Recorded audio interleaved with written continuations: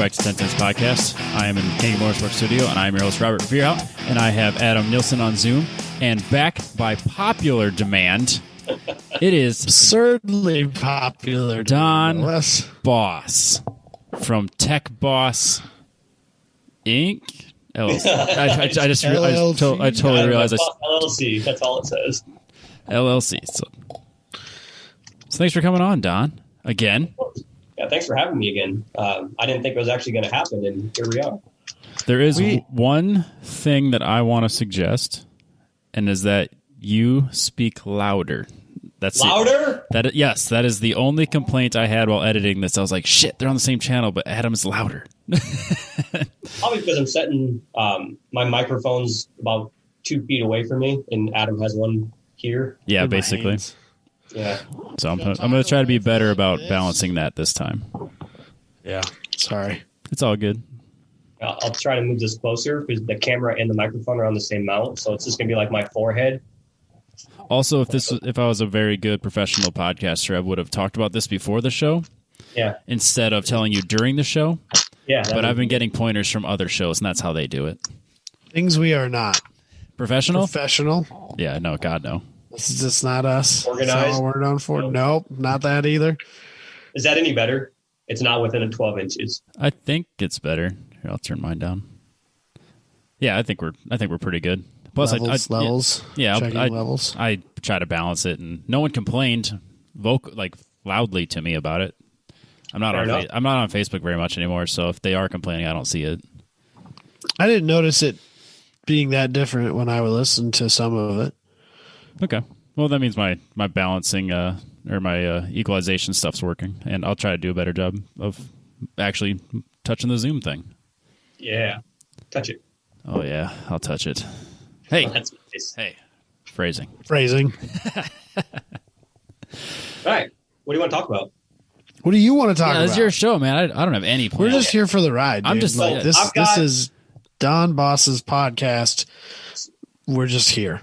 All right, I can live with that. You brought talking points? I did. So which is a deal? This is a deal. After the first one, it was just kind of scatterbrained, reminiscing about car stuff. It was a lot of fun. And I said if I was going to be on again, I'd like to be more organized. So I do have some talking points of things that I consider hot topics, maybe things people don't realize, some comparisons with data for solar and internal combustion engines, battery power backup in a house, solar cell efficiency, how to build your own live stream setup, a few more specs about the cooler, because I've got a lot of interest, believe it or not, people listen to this podcast. That's a lot of interest about the cooler. Yeah, no, we're not surprised that people are interested in the cooler. We are shocked at how many people listen to the podcast. Yeah, so was I. I was telling him this earlier before you came back from checking your broken truck that, I said it. Oh, we can talk about that. Sometimes I'm shocked at just how many people listen to this. And then I went and looked at our stats, which I haven't done in a while. Yep. It's shocking. It's not bad. You guys are doing really well for a free podcast. Yeah. We don't charge nothing. We dedicate hours, days of our time per week for the fans. I mean, honestly, for the content, it's pretty impressive that it's still free and you've gone as long as you have. It's a labor of love. Yeah. Next week when we're Patreon only. Yeah. I can't believe the episodes that you're on now. What is this, 5 years? Yeah, almost 5 years, and this is episode 243. Yeah, actually, if I'm not mistaken, this show will come out on our 5-year anniversary. Oh, it's an anniversary edition. The day of. Oh, man. Maybe we should push this out another week and have Michael on. I'm not ready for that podcast yet. I'm very close, but I'm not ready for that podcast yet. I need another week. That's cool. It doesn't have to be on the exact, and who knows what his schedule's like. I haven't talked to him in a minute. Yeah, but it is to the day 5 years. Dang. This is the most committed I've been to anything. Yeah. Ask all of my exes. Except you've held a job longer than this. I have held a job longer than this. Because you were at the same job you're at now. Yep. When we started. Yep. So I have not been fired from the job that I started with. I have never owned a car for more than 5 years. I was unwilling. I unwillingly owned the Audi for longer than that. God, that thing was hurtful. And I have owned the Omni longer than that. Yes. But that was willingly. It hasn't been operational for that time. Don helped me pick it up. I did help you pick it up. That was a good day. Good 2 days. Good 2 days. 2 days. What took 2 days? We went and looked at it one day, and then agreed and came back and picked it up the next day. There's more to the story than that. Have we talked about this on the show? How come I don't know all the details? It's actually a pretty cool story. I told you, Don, we're not going to talk about your... Oh, I've got talking points. But we're not going to talk about your talking points. We're not... That's not how podcasts work, man. You can have as good of a list as you want. We don't talk about that. We just show up and have a conversation, and it's never what you want. For sure. There's been at least one thing in every show that I've meant to talk about and didn't. I'm covering at least 3 of them out of my 6. I want to talk about your live streaming thing primarily, and we have to talk about Robbie's scooter for sure. Yep. Oh yeah, that's fantastic. Because I could use it right now, but that's so the story of me buying the Omni. Yeah, it didn't start with you. Josh actually. No, it didn't. Thought first. So Josh Jones, which we talked about a little bit last week, he's one of the members of Booney and the Boys' racing team. That's what I call him, Booney and the Boys. ZR3, as shown on my shirt. Yes. Booney and the Boys is pretty good, though. That is good. They're Booney and the Boys. I don't care what anybody says. Like, they can call themselves whatever the hell they want. They're Booney and the Boys. So, but I guess somebody he works with knows a guy by the name of Dick Struve, who was a pretty high, like a long-term DMVR SCCA member, and was actually like best friends, college roommates, similar to me and Don, with Bart, who was the original owner of my Omni. Wrong car. Omni.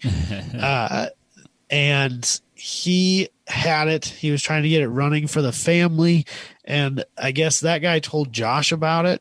And at the time, me and Don and Josh were like, we've done a couple of autocrosses in our time.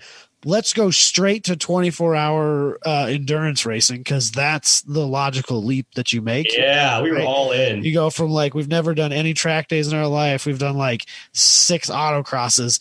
Let's just go straight to endurance racing. And what's the worst that could possibly happen? And we were kind of entertaining the idea of looking at buying a car. And the Omni popped up and like, oh, it's caged and all that stuff. And they went and looked at it. And Don and Josh went and looked at it at Dick's house. Yep. And it wasn't quite what we needed, because like the cage is not like a club racing legal cage. It's just a bolt-in auto power. And so, and I think that they kind of didn't really want us to buy it and take it club racing, because they wanted it to kind of stay as an autocross car because it was kind of, I don't know. I don't want to say it's like immaculate condition, because it's this insane, like heavily modified car. But, club racing can be very hard on cars, and I don't think that's what the family wanted to see happen to it. So I think Josh maybe offered them a little bit of money, and they kind of shut him or turned that down. Yeah, he offered asking price, I think, and they turned it down. I don't remember I think he offered less than asking price. I don't remember what it was, but it was a decent bit under asking, if I remember right. It was less than I ended up paying for it, which I didn't really pay that much for it. But then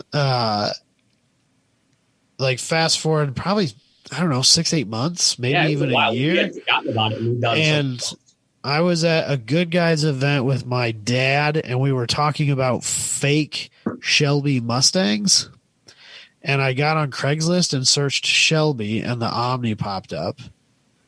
And I sent him an email or two, and he wasn't responding to me. So I reached out to Dick Struve through Josh Jones and got the guy's phone number and just cold called him.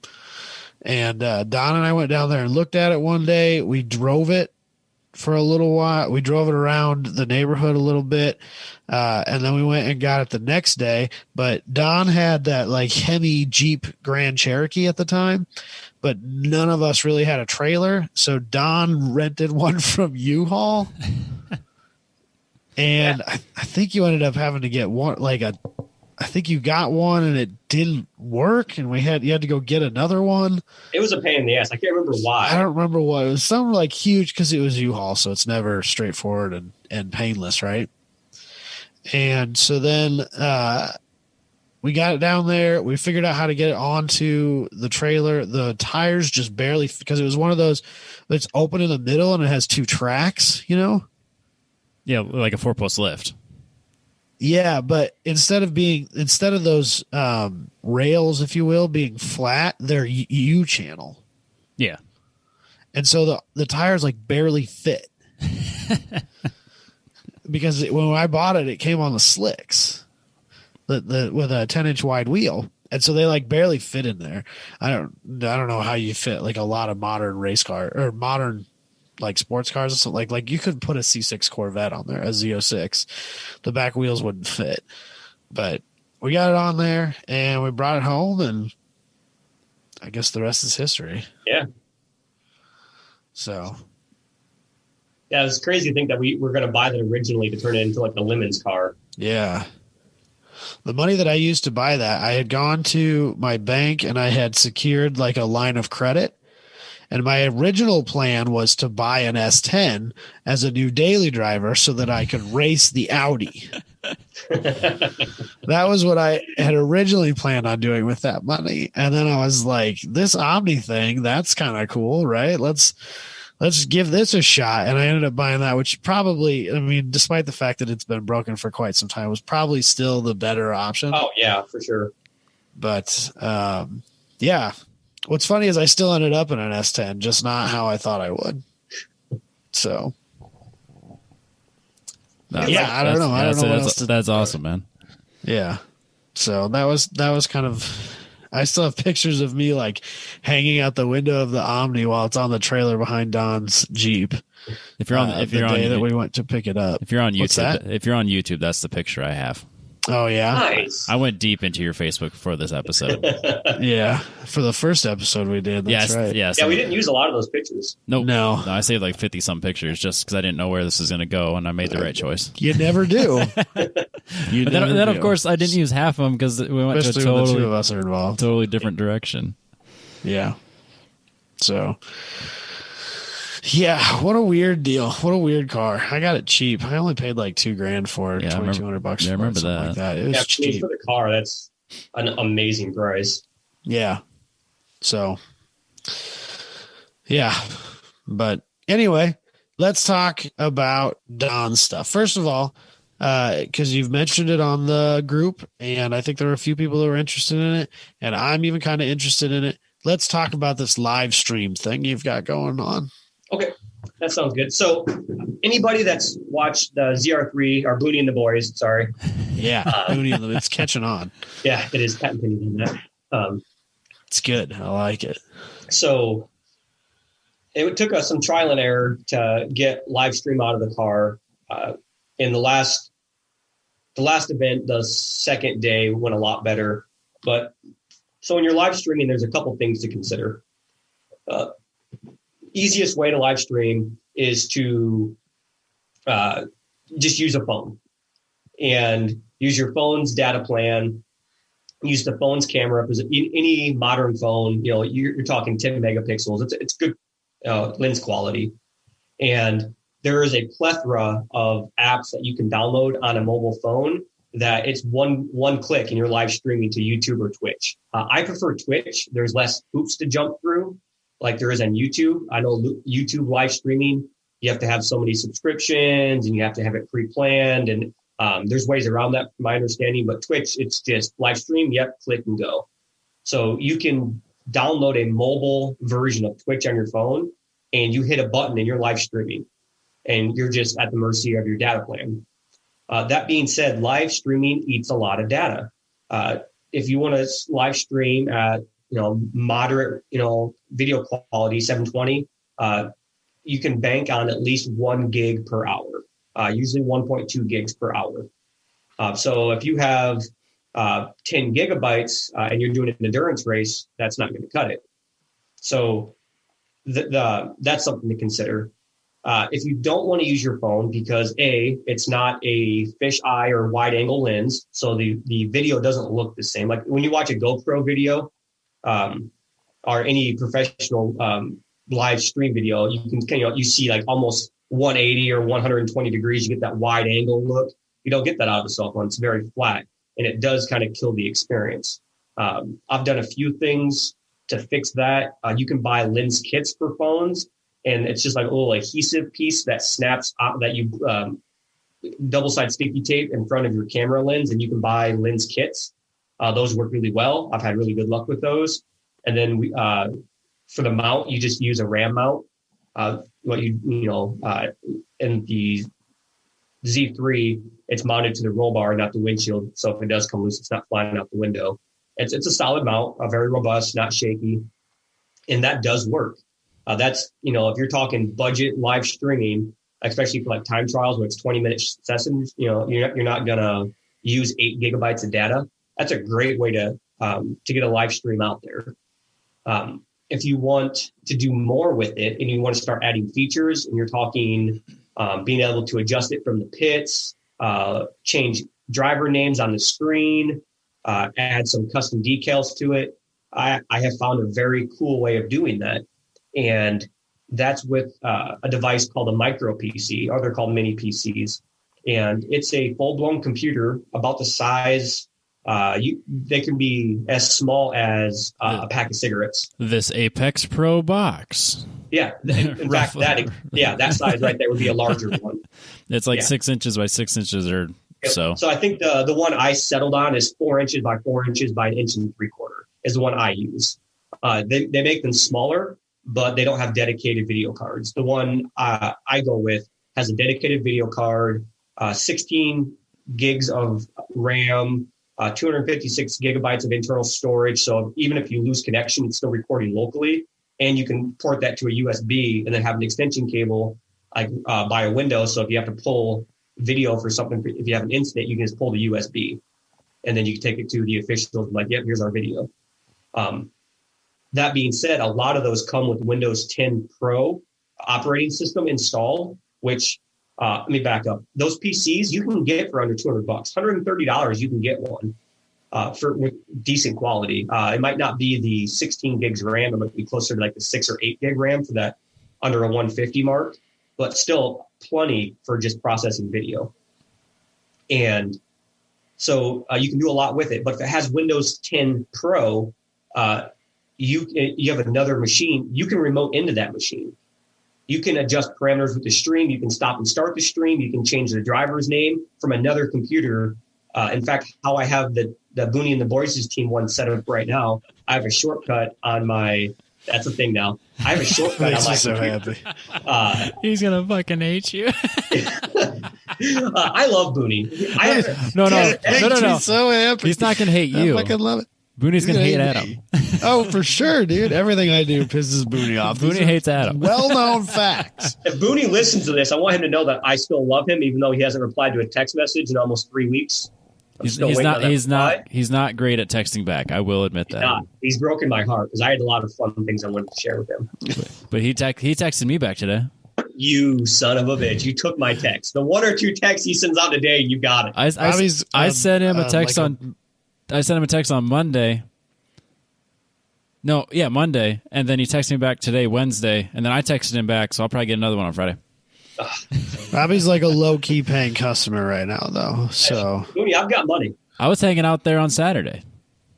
I drove by there today. I didn't have time to stop, though. I was thinking about cold stop and just stopping him like, bro, what's up with this? I've done it once. I've stopped it a few times. Yeah, I was about to do it today, but I had coworkers following me in another truck, and I felt like it was going to be weird if I did it. So when I was teaching in Waukee, I would take that route back home just so I could stop in and check out Lori and see what was going on. Yeah, so I've never seen it. Lori? Yeah, it's wonderful. Oh my god, it's wonderful. Amazing. It is the coolest purchase I think that they've made. I've only seen the car once. Yep, it's so good. I slept in Lori at Hallett, and it was phenomenal. The bunks fold down. You can go up top and get like a huge, like you're on top of a semi truck at that point, and you see the whole racetrack. It's just beautiful. Is it a finished product? I'm not sure if it's finished, but it's very usable. Like the inside looks like. I mean, nothing's ever finished. Yeah, but I mean, it has interior. It's insulated. It's got wiring, outlets, power lights with light switches. The bunks fold down and they're very comfortable to sleep on. No, so they used it all of last year. Yeah, it's a fantastic little machine. No, so it was in the shop when I was there. Yeah, I've never seen it. I definitely recommend taking a look at it. Just like sitting inside the cab, just like, well, this is the coolest fucking thing I've ever seen. Yeah. But yeah, if you need anything from live Don, stream. I should have been taking notes where I left off. But yeah, if you need anything from Booney though, just stop by the shop. I've learned that. That's what I'm going to do now. That or you have to call. Don't text. So I sent him a text actually like offering my help on something, and he didn't text me back for 2 days. So Adam, do you have his number? I don't have anybody's number. Dude, I don't even just say all three of us text him right now and see, and we'll follow up here and find out when he replies back to somebody. Hold on a second. I mean, I can do it. All right, just a second. Adam, if you don't have his number, I'm going to send it to you on Facebook. So I think I do. Hold on. Yeah, I mean, we don't want to blow up his spot, but yeah. Okay. No, I don't have his phone number. But no, he was Jordan was working on some carbon fiber stuff, and we had just done the podcast, and Nick was finishing up with the Porsche, so I finished with the Porsche, and then I was like, well, what else am I going to do with the rest of the day? So I swung over to Booney's and watched Jordan mess with carbon fiber, and that's always fun. And then how's that going with him with doing carbon fiber? What are they doing carbon fiber for? They want to learn it. There's some parts on the Porsche that we want to do in carbon, and then I think they want to do a bunch of stuff on their car. And I think, just like me, that they all kind of want to learn how to do it and potentially have Booney maybe offer some carbon fiber services at his job.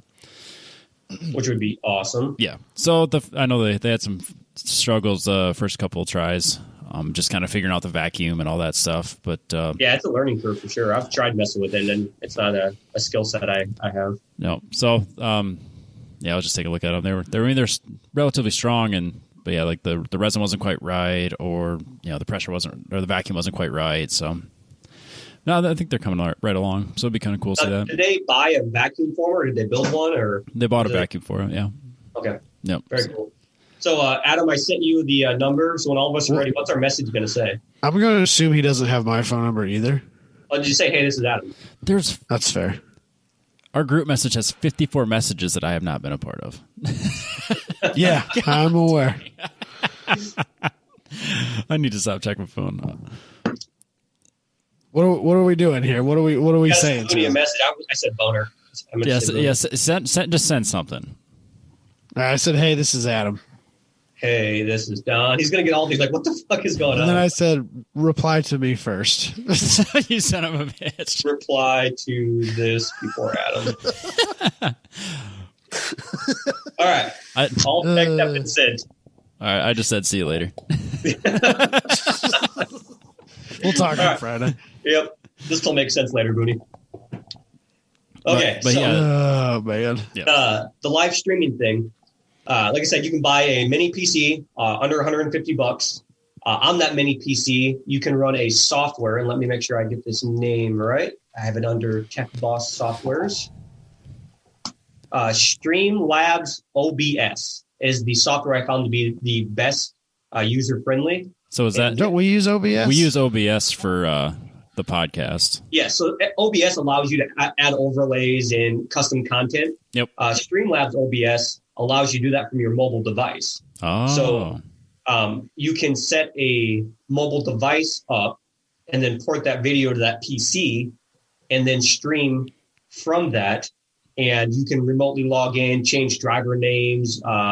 You can change resolution if you need to, adjust any settings that you want, stop it and start it so it can be savable. Because once it's live streaming, you can't save it until it's done. It can't be downloaded. Fuck are you guys doing is what he said. No! Do you have anything to answer? Podcast test. Damn it. So he texted you back? That's whack. Damn it! I didn't get. I won. That's horseshit. Whack. Yes, I won. Shit. The fuck are you guys doing? Is what he said. I'm wearing his shirt. I'm supporting his business and his race team, and I get nothing. Oh, that is fantastic, Booney. We love you. That's super funny. That's the most Booney reply. Right? That's incredible. All right. So the live stream. The live stream. So, like I said, buy the PC. Windows 10 Pro allows you to log into it from any other Windows device. There's also a plethora of softwares you can download that you can do that if it's not Windows 10 Pro. The best I have found for that would be TeamViewer. Download TeamViewer as a server and a client. Oh, TeamViewer. Yeah. That's not No, what Robbie, that's not what I heard. What you heard is a very different place. You heard what I heard. Don't tell me that. That's kind of more of like a pay-per-view sort of thing. Your Teen Viewer is totally different. It is live stream, but it's not free. Teen. Sorry, I'm distracted. Booney's reply. What the fuck are you guys doing? Podcast test. I won, by the way. Seems we have a lot to catch up on, Don. First off, tell Adam to eat shit. Second off, let's circle back some weekend and catch up on your current projects that you're working on. What Third, tell Adam to fuck off. I got a text back. I told you he hates me. He doesn't hate you. He didn't even answer me. What a dick. I got a text back. That's cool. Yeah. All right. So, Streamlabs OBS, Team Watcher. awesome software to use, both mobile and on the PC. You can set that up either way. If you set it up on your desktop, it's a lot easier because you have a desktop keyboard and a mouse. You can configure it and then log in from your mobile, and you get the same settings. It'll port it all over, and it goes both ways. Like a bisexual. And then that's a different kind of team viewer as well. Yeah, different team viewer. I greatly prefer that on my phone though. It's much easier, more mobile. Yeah. Well, there's pros and cons to that. So now if you have a mini PC, the PC would be inside the car. You have a camera plugged into it USB. A webcam would work, but you want a camera that's not autofocusing. Otherwise, as you're coming into contact with cars or getting close, it's going to be autofocusing constantly. If you look at the last ZR3 live stream, that was an autofocus camera. It was very annoying. Well, even the Logitech that we use for the podcast autofocuses too. Yeah. So if you're going to look for a USB camera, I have a few I'd recommend for up to 4K resolution that don't autofocus. And you want one without a microphone because you want to be able to use your microphone and then put it into a soundproof environment. It's like it's like the cameras that the girls use on your Teen Viewer thing. Yes, the Team Viewer. Team Viewer is a solid software. It works great. I don't know what your deal is. I don't know what that sounded like when I said it, but it's Team Viewer. Teen Viewer is what it sounded like. Oh boy. Oh. Yeah. Team with an I heard M. the first time you said it. I heard Teen Viewer. Go ahead and give that your PayPal information. Your credit card information. We'll get you for sure. Team Viewer. Yeah. You don't want the autofocus for that. Yeah. So again, if you're going to use a USB camera, don't get one that autofocuses. Don't have one that has a built-in mic. You plug that into the mini PC that you spent $150 on, and you can set up a really nice. I played with a lot of really different overlays. I had one that said Team ZR3 Racing. Built by TekBoss, the driver names that could be changed on the fly from your phone. But you can also just have it basic. It can just be the raw video. A few other things you can do with that. You can build a custom overlay. And if you're running a racing software that has telemetry built into it, track position, track times, top speed, you can port that overlay into your Streamlabs OBS. And not only will it be the raw video, but down in the corner, you can have it like your lap times, your best time, your current position, stuff like that. If you have that information available on a website, you can, since it's on a PC, you can get that information and put it in an overlay on your live stream.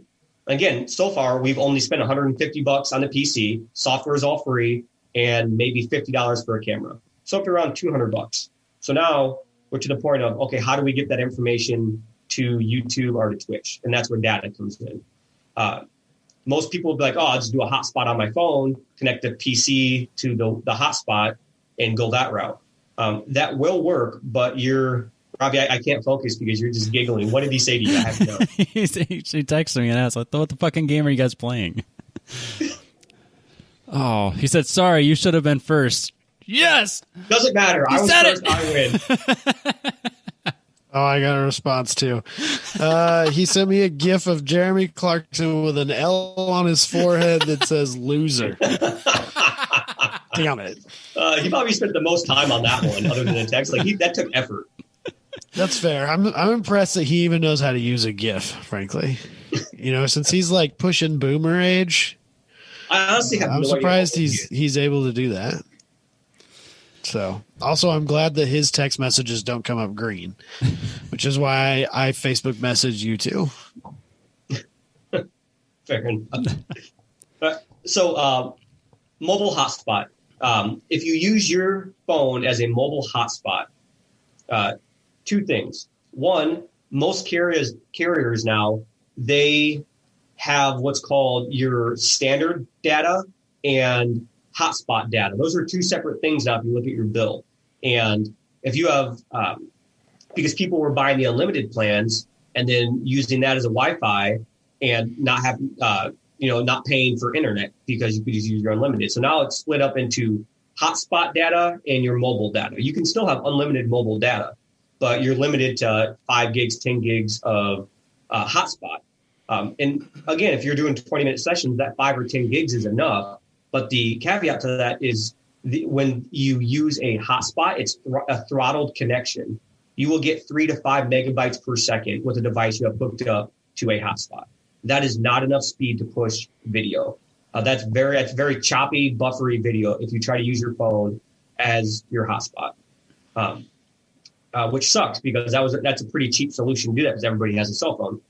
And my first attempt at building the race team setup was to use a cheap phone. I bought at Best Buy through Simple Mobile. I paid $20 for the phone and bought a $30 data plan and just used hotspot. And it was a unlimited hotspot plan, but it throttled it to 3 to 5 megabytes. And the video was, you look at the video quality of the first couple of streams, very choppy, pixelated, hard to see.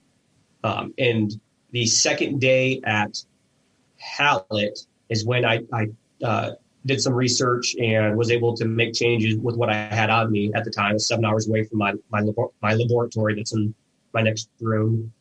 I say laboratory, I should give you a picture of this. It's literally floor to ceiling of electronics. I can't step anywhere because there's projects everywhere that I'm working on at different stages. It's a shit show in there. But someday that room's going to make my name known. TekBoss will be known because of something in that room. No, it's going to be known because it was on this awesome podcast. This is where it was at first. This is my roots now. I'm good with that. Yeah. So the solution I have for that issue is a device called a 4G router. I sent you a picture of this. It's a router that you put a SIM card into, and you can download a third-party firmware to this router, especially that router and Asus 4G routers. They will accept a third-party software that lets you configure how that data is being read off the SIM card, and you can change it. So instead of, let me back up a little bit. Even though you put your SIM card in there, it still knows it's not a phone, so it's going to use the hotspot data. It doesn't throttle it anymore. You'll have a lot faster connection, but you're still limited to that 5 to 10 gigabits of hotspot data. And even though you have an unlimited plan, but if you have hotspot data, it will chew through all that, and then you lose connectivity halfway through an endurance race. I found that there is a very reliable third-party software firmware that you can download to these 4G routers that change how that information is being read, and it runs it through a VPN, and it actually uses your phone's unlimited data and not your hotspot data. So you're no longer limited to that 5 or 10 gigs. So now it's not throttling it. You're getting whatever speed that your carrier has for a signal out there, and Hallett was almost nothing. But even with Hallett, we were still streaming at 720 on day 2. And on a phone and stuff, I mean, that's not bad on the phone. On a big screen, it's still kind of pixelated. But my goal is streaming 1080 or 4K on a budget. Under $500, streaming 4K. 4K is just so ridiculous. It is. I don't know anything that'll view 4K. Yeah, very little. But it doesn't matter. I wouldn't be able to do it. That sounds like a dumb thing. Yeah. Yeah, if you're gonna do it, go all the way to 4K. I mean, don't stop. Just a second. We lost it. Is it gone forever? Me? No, I'm here. I'm looking up, see if I can. Sorry for the dead air. What are you looking up? Try to find that software because I don't have it in front of me, but I can link that later if anybody's interested. Message me. I have a new email now because of all the emails I have got from the last podcast I was on. They were coming in on Instagram. They were coming in on Facebook. They were coming in on my Don Boss at Yahoo. So I made a TekBossLLC@gmail.com email. So all of that can be filtered to one location. That's TEK, right? TEK, because TECK was taken. Right. TEK Boss. LLC. So I'm proud to bring him up to, we forced him into at least getting an email address. Yeah. That's a start. That means things are happening. It's serious. I have to get my own special email for all of the conversations I'm having with people. Well, the sheer number of people that messaged even us directly on Monday was a pretty telling sign of where things were going to go. So I was people actually care about this. We still got an email today. Yep. I haven't answered him yet, but I need to. Now that you have a real email. Yeah. And how can I contact this person? Well, I just gave him your Facebook and tag your whatever. It's like, start here. Okay. So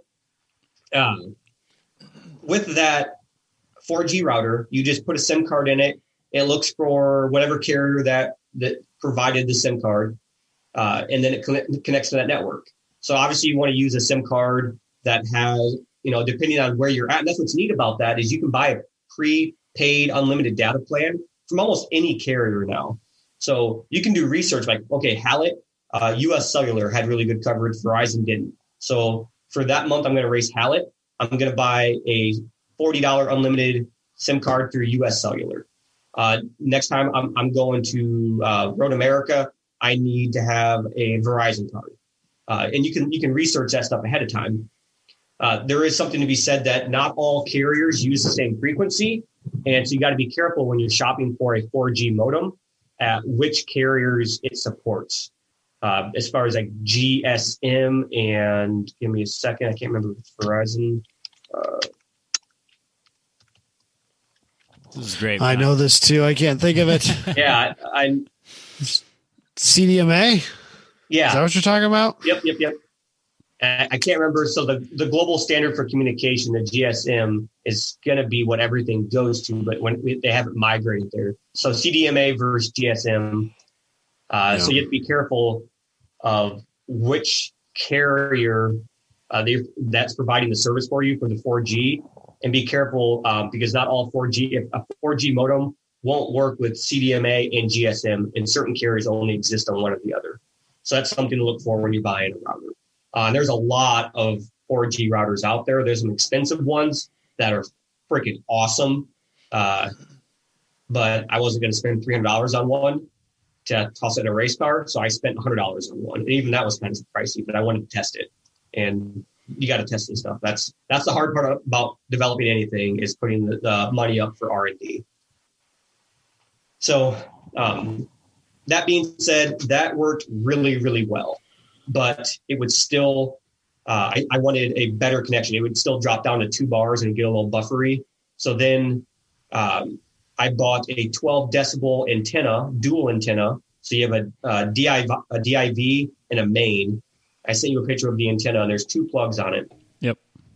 And on that antenna, you want one to be at 90 degrees and one to be 30 to 35 degrees out of phase on that one. And what that does is the main, the one at 90 degrees, holds a signal, and the one at 30 to 35 is used for the best angle for if you're in motion. So as the car's driving around, it's catching the wavelength of data that you're on. But if you have them separated by 30 to 35 degrees, it'll help so you don't get the blackout spots or dead spots. So do you slap that on the roof of the car?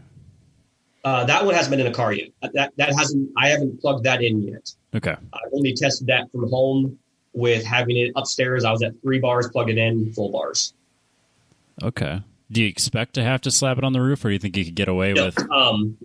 Given the fact that the frequency of 4G, things like sheet metal of a car aren't going to really deaden that. Perfect. Yes, not significantly enough. Yeah, no. Maybe if the car was full of water, I would worry about it. Or if the car was made of concrete, I would worry about it. Lead.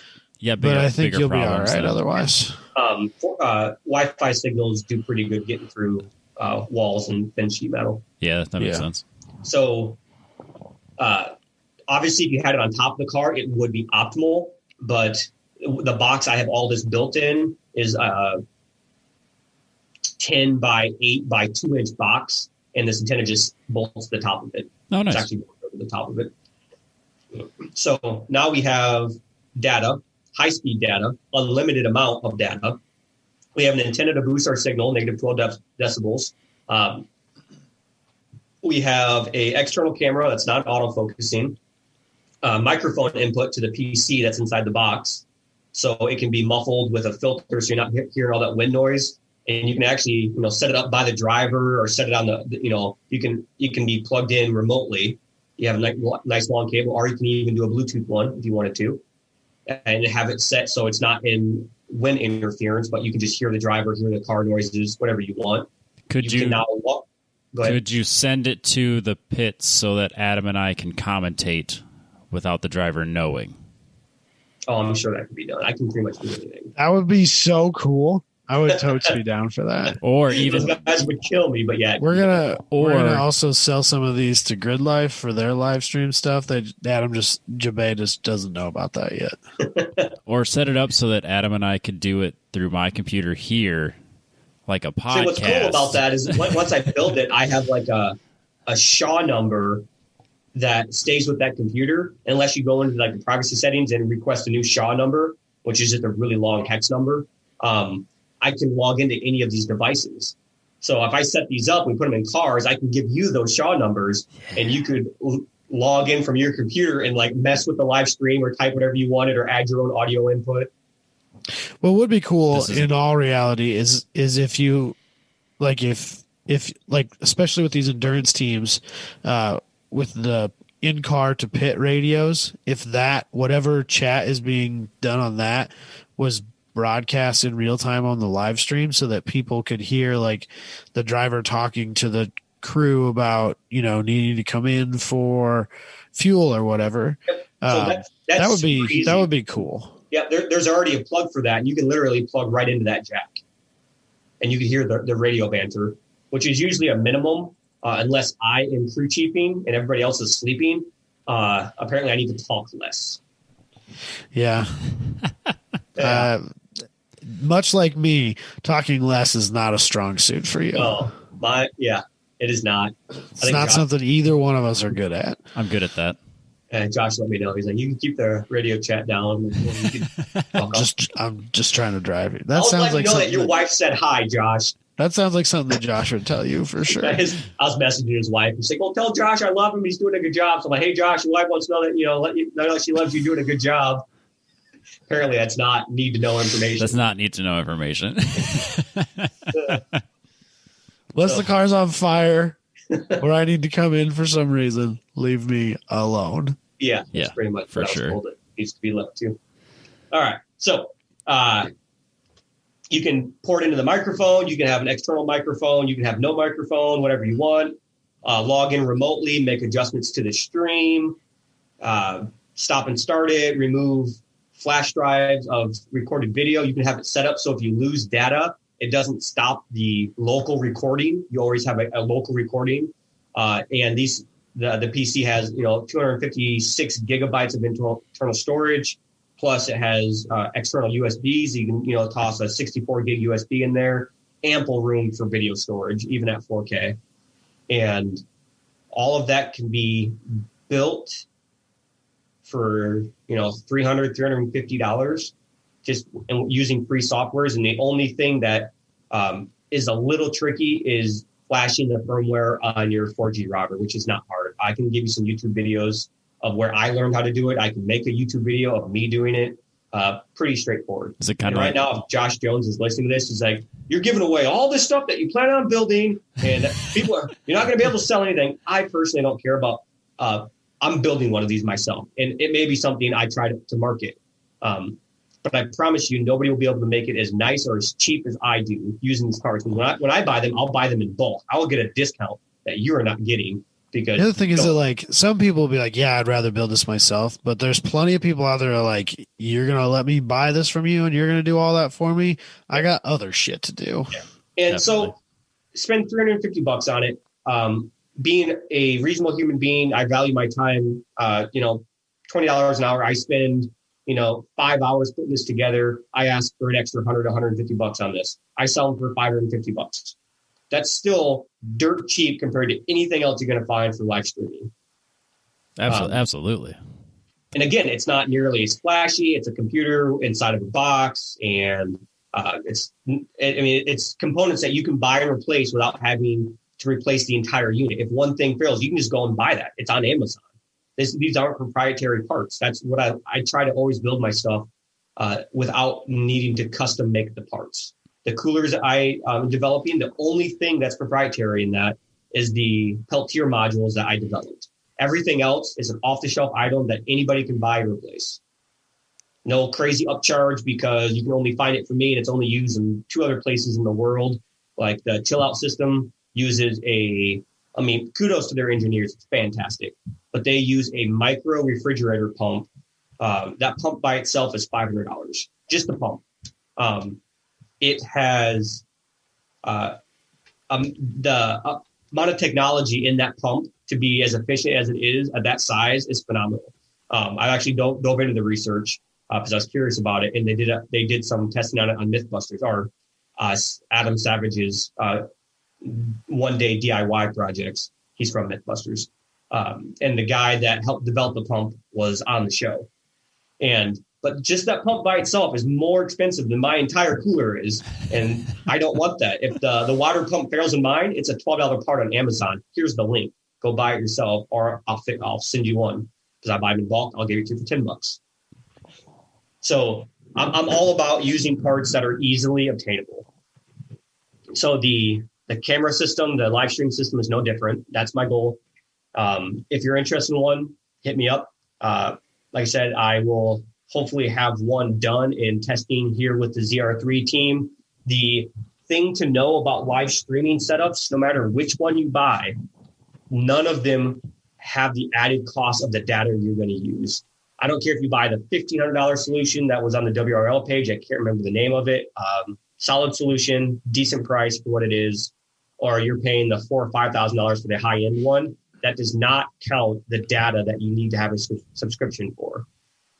So keep that in mind. So yes, you build this for $350. You're still paying $30 or $40, $30, $40, $50 a month for that data service you're going to use. Or you can add a plan to your line for $20. So that is the cheaper route to go, but then you're limited to only good reception with the carrier that you have. So there is pros and cons. That yes, it's a lot cheaper, but if you go somewhere that doesn't have good coverage, you're kind of SOL. Sweet. Yeah, that's in the nutshell. Live streaming on a budget. Also on that, another thing with live streaming is you have to compress the data to send it out. When you're using the micro PC, all that's built into it. It's already compressing the data when it's sending it to YouTube or Twitch, or I think there's 6 options on that Streamlabs OBS software that you can send it to. In fact, if you pay for a premium, which I think is like $10 a month, you can send it to all of them at the same time. So when it's like ZR3 team is live racing, everybody knows about it. YouTube, Twitch, Pornhub, I don't know. Everybody knows about it. Teen viewer. Yeah, teen viewer knows about it. I had to be really careful with, no offense, Randy, I love you to death, do anything for you. But when I was setting up the channel in my name, I got super worried because like we were test streaming and Randy's like, I'm going to show up my balls.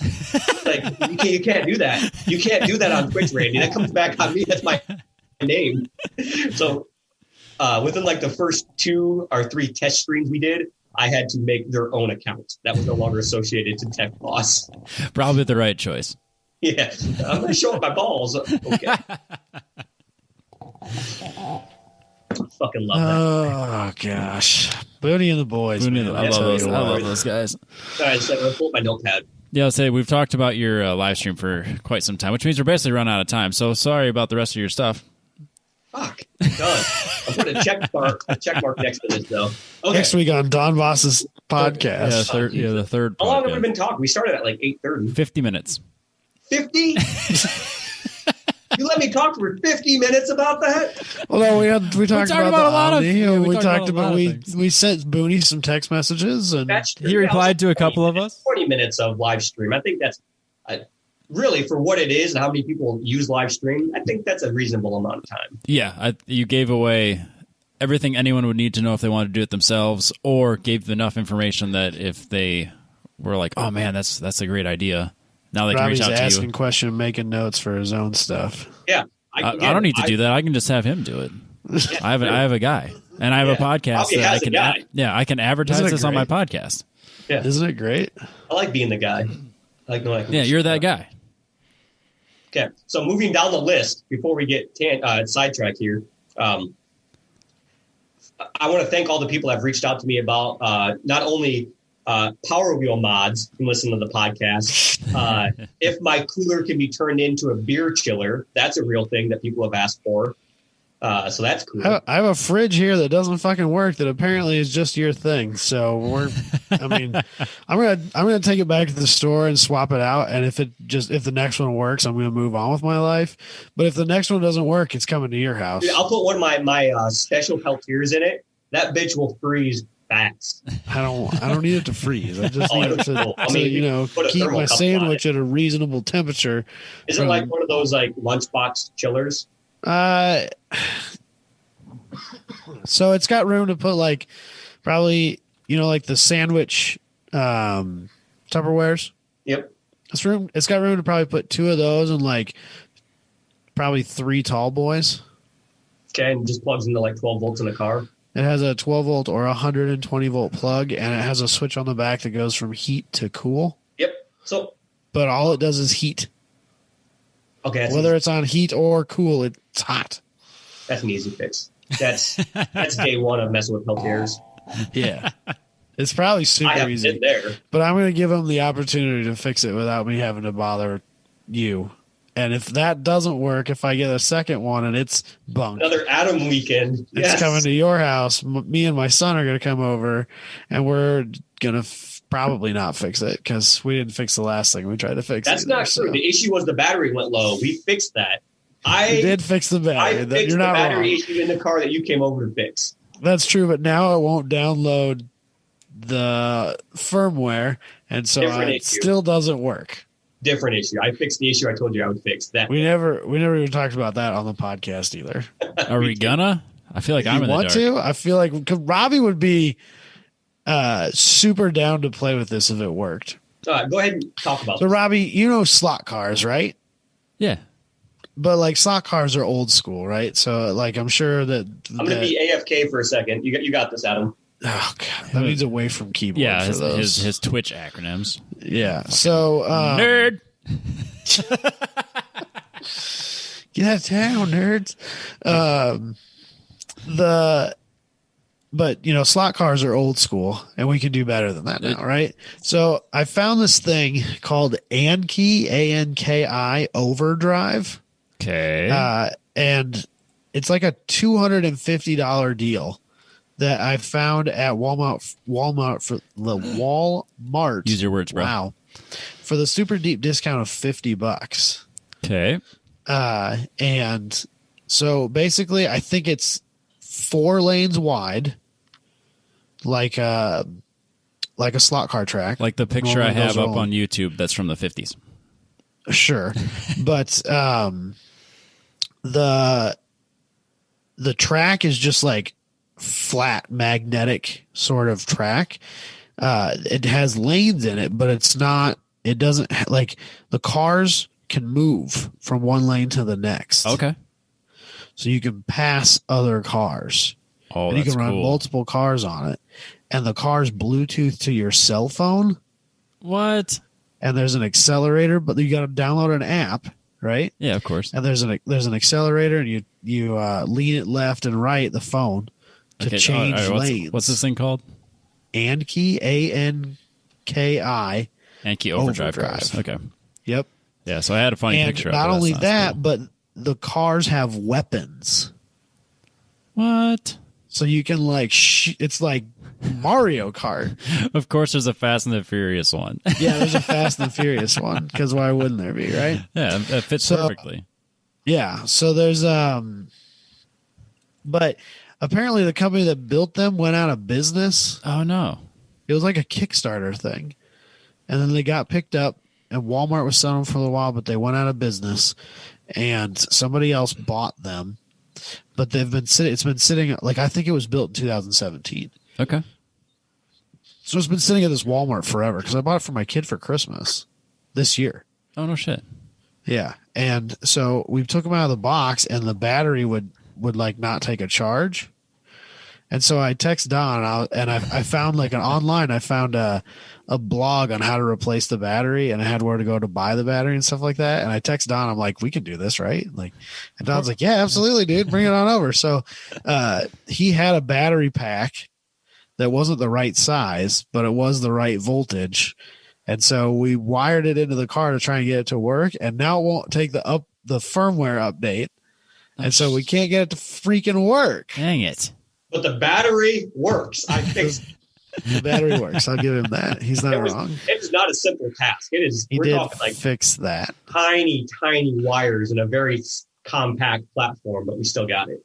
The battery does not fit inside of the car body. the car body, so it's been significantly altered with a Dremel tool and some double-sided stick tape. But he didn't finish the job, is what you're saying. But it works great, other than the fact that it won't take the firmware update, and so it just goes straight off the edge of the track and doesn't work.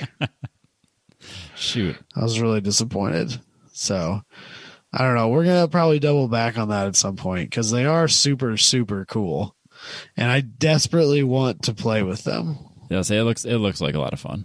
I see Yeah. your pictures, Robbie. If you can add those on the fly, it's up to you. I pulled up pictures from the internet. Yeah, he Googled it. There's a Fast and the Furious one. I picked that one. Yes. They make pickup trucks. And at one point you could buy banked corners and you can do jumps. Like stadium super trucks. So you can set up almost like global time or global rallycross things where they like you got the track running on a lower level and then they come around a corner and they'll jump over the track again, you know? Yeah. The whole 9 yards, dude. Super cool, but it didn't work. Oh. Well, that's So- disappointing. It's cool in theory. Sounds like a lot of fun. Yeah, if we can get it to work, I'm sure that it would be a riot. And, you know, I'm sure the kids would enjoy it too at some point, but that's not important. That's not. I mean, I did buy it under the guise of getting it for Logan, but that doesn't necessarily mean that he needs to play with You it. did the same thing with your Traxxas. He plays with that more than I do, actually. Nice. I let him drive it more than I drive it. Now you just need another one then. It does wicked snow donuts. I Nice. bet. This is the perfect time of year So, for that. With our yeah. foot of snow. It does not like traverse snow hills very well because it's a 2-wheel drive. But it does pretty sweet snow donuts on the driveway. But Adam, you said you don't need 4-wheel drive in the snow. Yeah, well, I just don't have the right tires. Ah! That's right. That's right. Yeah, that's the problem. Okay, before I forget, I made another note here. Oh, God. So, on the live stream thing, I checked it off as done, but I forgot something. So, Story of my life. We'll huh? never get to the last The one. issue with live streaming endurance is a non-C style charger on a phone. So if you're going micro USB, they have very limited amount of current they can charge the phone with, and live streaming data uses more voltage or current than what the charger can supply. So you run the phone battery dead. How do you fix that? So you fix that with using a phone that has a C style charger, a new phone, or if you use the PC method that I talked about, you run that off of 12 volts and have a 12 volt UPS battery pack inside the box with it. And not only does that solve the issue of what happens when you stop for a pit stop and the car has to be off, the UPS battery keeps the stream going. You don't have to stop and start it. It just stays going. So no issues there, no backfeed issues. It's got diodes built into it. And it can charge at 3 amps, which is more than enough to live stream. So there's some issues there to look into. I was going to say, like, why do I really need the battery as long as the phone charges off the car? But I'll give you the pit stop thing. I'll give you that one. But even with the phone charging while the car is on, it discharges at a faster rate than what it charges at. I understand that, but I don't need a battery pack. No, for 20 minutes you don't. You're fine. But endurance you do. Yeah, I can see that for the pit stops and stuff, I suppose. Yep. Which takes me to the next topic. Before that, everyone should got to get his plugs in. Yeah, I got you. Everyone should go to mypetrolbox.com and use our code TTP15 for 15% off your first box or 15% off everything in the store. If you liked all of the stuff in your last box, because we know everyone that bought or reached out to Don also bought their Petrol Box, and we really appreciate that. You'll know they had cool stuff like car care products or hand cleaners or the Petrol Box 10 millimeter sockets in many different sizes. That's fantastic. That or the cool Petrol Box shirts that, like I said, I was wearing the Iowa Man shirt last week, but other Petrol Box shirts, I think I have 7 or 8 of them now. But yeah. Yeah, I think I have more Petrol Box shirts than I have any other specific shirt, except probably work shirts. Yeah, definitely more Petrol Box than anything. The podcast probably being the second one. Because usually if I have a design that I like, I usually like it enough to buy it. Yeah. So mypetrolbox.com. What's the code again? TTP15. There you go. So All Don, right. before we circle forward, Donald. do we need to circle back again? Or are we good? Are we good with the live stream thing? Live stream is done. I got a check box next to it. You had that 10 minutes ago. Yeah, We're still talking this is a about second it, check so- mark. This is a second check mark. It's double checked now. Oh, okay. So then let's talk Two about max. Robbie's pit bike. Yeah. Okay. So on the last podcast, Robbie and I kind of shot the shit a little bit. He was interested in buying a scooter for going to races. It's a lot of walking and you're exhausted from driving. It's hot. So a lot of people buy those, $700 Razor scooters for adults. They do 20 mile an hour, which is awesome, but you can't go in mud. You can't go in tall grass. You can't go in loose gravel. So I was like, well, that's stupid. So that day, Robbie and I were talking about it. I drove and bought a scooter. I'm like, Robbie, I got you, bro. I went and bought a 12-inch tire, push scooter that you for, it's for a kid. Yeah, medium-sized kid. I think I sent you a picture of that, didn't I? Yeah. Yeah, you sent it me back when we were talking about it. So that day, I bought the scooter and I ordered the parts to make it work. Because I don't mess around. When I have an idea, I see it through. You have to. You got to give your ideas, some legs. Otherwise, it'll just die. Well, the funny thing was, we kind of talked about it, and then you just text me yeah, so about that scooter. And then you sent me a picture. Here's where we're at so far with it. I'm like, oh, okay. Oh, it's already started. Okay. Mm-hmm. Well, then you're like, Don. yeah, it's like, well, we'll do this, and this, and this, and this going to cost about, 100 and some odd bucks. Okay, great. I was just talking about it, but okay, cool. I have a scooter now. Neat. So I got the scooter. I start ordering the motor, the components. We're talking about using the Milwaukee M18 batteries for the power cells because everybody has those. I actually like the Ryobi ones myself for different reasons, but the Milwaukee M18 is a really good LiPo battery choice. for battery powered devices. But then I was looking at it, and after some research, the issue with that is, okay, it's 2 wheels, so you need a kickstand, so you got to be on level ground, otherwise you're laying it on its side. You can't carry anything with it because you're standing on it, and you can't haul anything, like pull anything with it, which for just moving yourself is fine, but that's not what I'm about. I'm about going above and beyond what other people are doing. I literally only asked for pulling myself across the parking lot. Yeah, That's I don't care what you ask. That's all I asked for. Bobby doesn't need his off-road ability. He doesn't need Towing 3.5 capacity. hours of runtime. I do need 3.5 hours of runtime. Don't get me wrong. No, so we're past that. It also needs to be lit up like a fucking Christmas tree. Oh, yeah, we're talking underglow, LED headlights, tail lights, brake lights. Oh, yeah, it's got all of it. I have all of it already ordered. Most of it's already here. Yep. Mm-hmm. Yeah, within like 3 days of that conversation, I had all that. Well, I liked how you were like, well, what do you want for like underglow lights? You want like just one color? Do you want multiple colors? I'm like, bro, you know. I need all the colors. All the colors. like a rainbow is what this thing is. Mostly blue. Dude, and it's got... Or green. So there's a surprise on it that I really want to tell you about, but at the same point, I just want a button that you press and something happens, and you just like lose your shit about it. So I really don't want to tell you what it's going to do until you get it, but it is glorious. If it lays frame, I'm good. No, it's better than that, in my opinion. But anyway. I like the scope creep on this one a lot. Yeah, and it happened instantly. It wasn't even scope creep. It was like planning creep. We didn't even get the chance for it to be scope creep. There wasn't really any scope to creep. That's the thing. You were just like, I don't know, it might be kind of cool. And then Don bought stuff. Yeah, I do that. This is why I have a room completely full of projects. So anyway, I was thinking like, how cool would it be to be able to like have tools with you in case you need to go work on something and you pull tools? How cool would it be if you could sit down on it instead of stand because you're already on your feet all day and tired?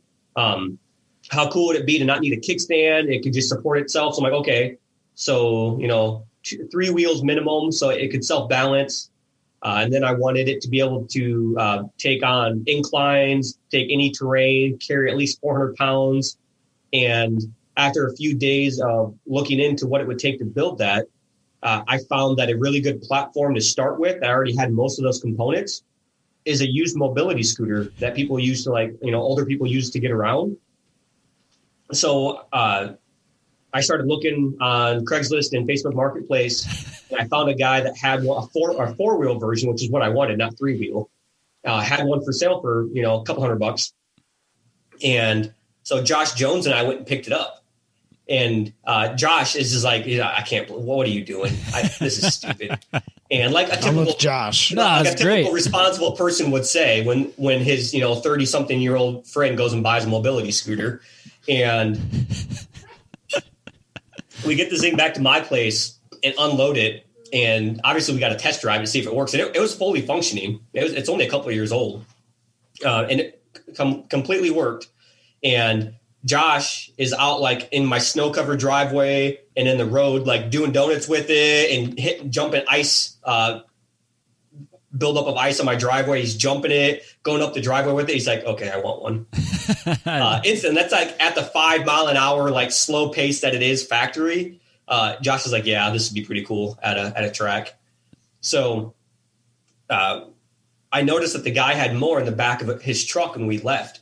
So I messaged the guy. I'm like, hey, what's up with the other ones that you had? Like, oh, those ones are broken. They don't work. I'm like, how much do you want for them?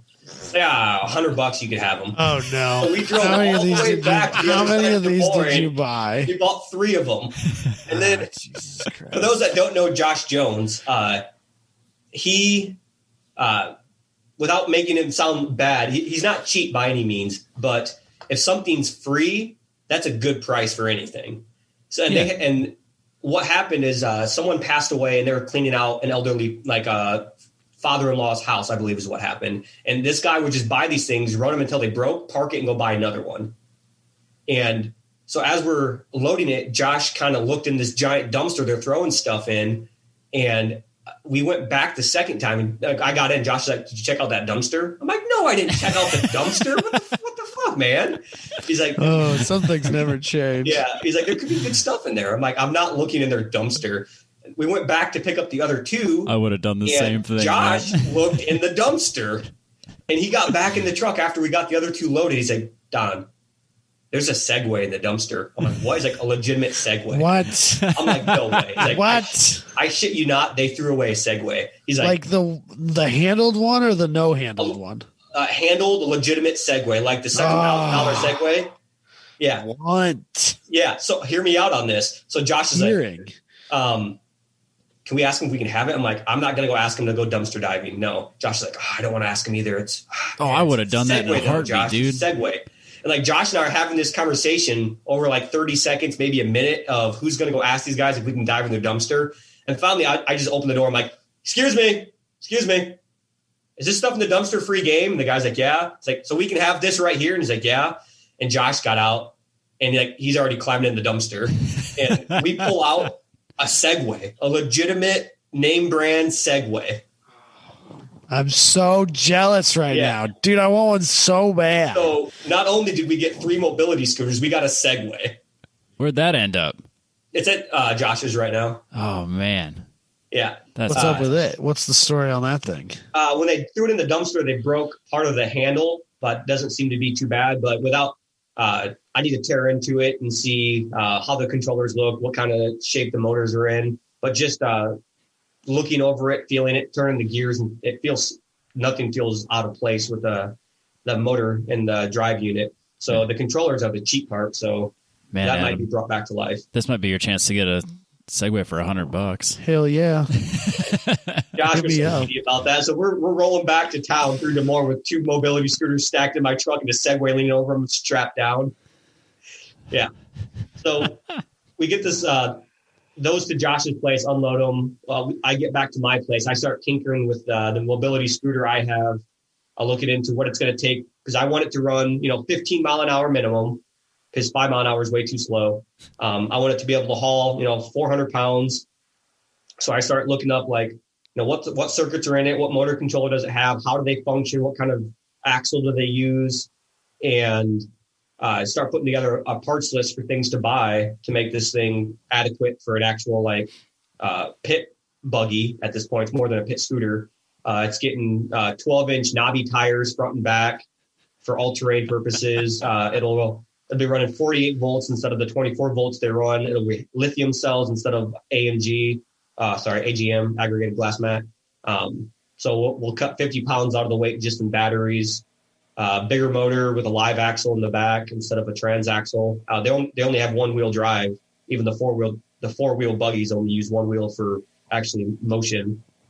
But in the process, it's still a functioning mobility scooter. So I want to play with it. And so we got that heavy snow the other night. I'm like, I wonder how this does in the snow. So I shit you not on this. I used that to scoop my sidewalks in my driveway. I just put a shovel in front of me and just went down my whole sidewalk. And it was able to push me in snow with the rubber tires it has, no grip whatsoever. I was able to shovel my entire sidewalk and driveway with it.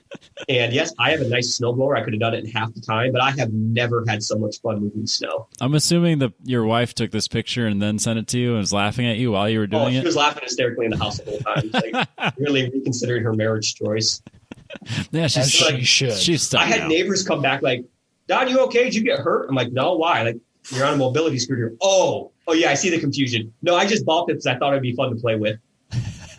They've known you long enough. They got to be like, they should know better. Yeah, that makes a lot of sense now. Yeah, and he works for the DOT, and so he sent so he's in charge of organizing the plow trucks and stuff. So he sent me on this mobility scooter scooping my driveway to his crew. There's no reason not to get shit done. This guy's out here in a mobility scooter doing it. So yeah, the current prototype for the TekBoss pit scooters are going to be based off those frames to start with, just to test the theory. They'll have 2,000 watt LiPo packs running 48 volts each, wired in parallel. Should give it around a 10 to 12 hour charge or drive time, which is a whole weekend of driving. Yeah. So it'll have enough, depending on weight because obviously traction's the limiting factor here, but it'll have enough power to pull a car if you need to. Like on flat surfaces, it'll pull a car. Yeah. Josh wants to add like a toolbox to like the back section of it, so you can have a toolbox on the go. Have a wagon hookup so you can pull the wagon behind it with like fuel jugs and stuff.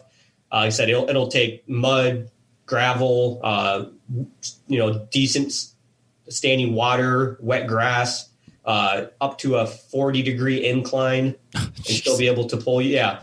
So these things got excessive real quick. So the end plan is to build a couple of these, see if there's a market for like an actual like legitimate small framed heavy duty pit scooter, because we're not basic bitches. We don't just get the Razor scooter that goes on paved road. We want to drive this thing anywhere. I like how I don't even get the scooter and you already obsoleted it, make me look like an idiot. I'm gonna be rolling around on this Mongoose thinking I'm cool shit with my underglow, and everyone's with their utility scooters like, ha, that's loser. That's the one you're getting. What? That's the one that you're getting. That blue one, or actually you'll probably get one of the red ones. When I send you with one to try, it'll be that one. One of the red ones that I'm talking about. Not the Mongoose? No. Oh. Unless you want the Mongoose. I won't say no to the Mongoose. That's easy. It is. I think you need the 2-wheeler one for sure. I need both. Yeah, I need both. Let me try both.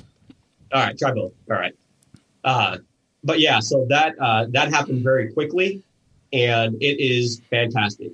I've already messed with the voltage on it, and it uses a potentiometer for the speed controller. And I've already changed that out to different resistance potentiometer I had laying around to increase the speed, and I can do wheelies with it now. It's pretty cool.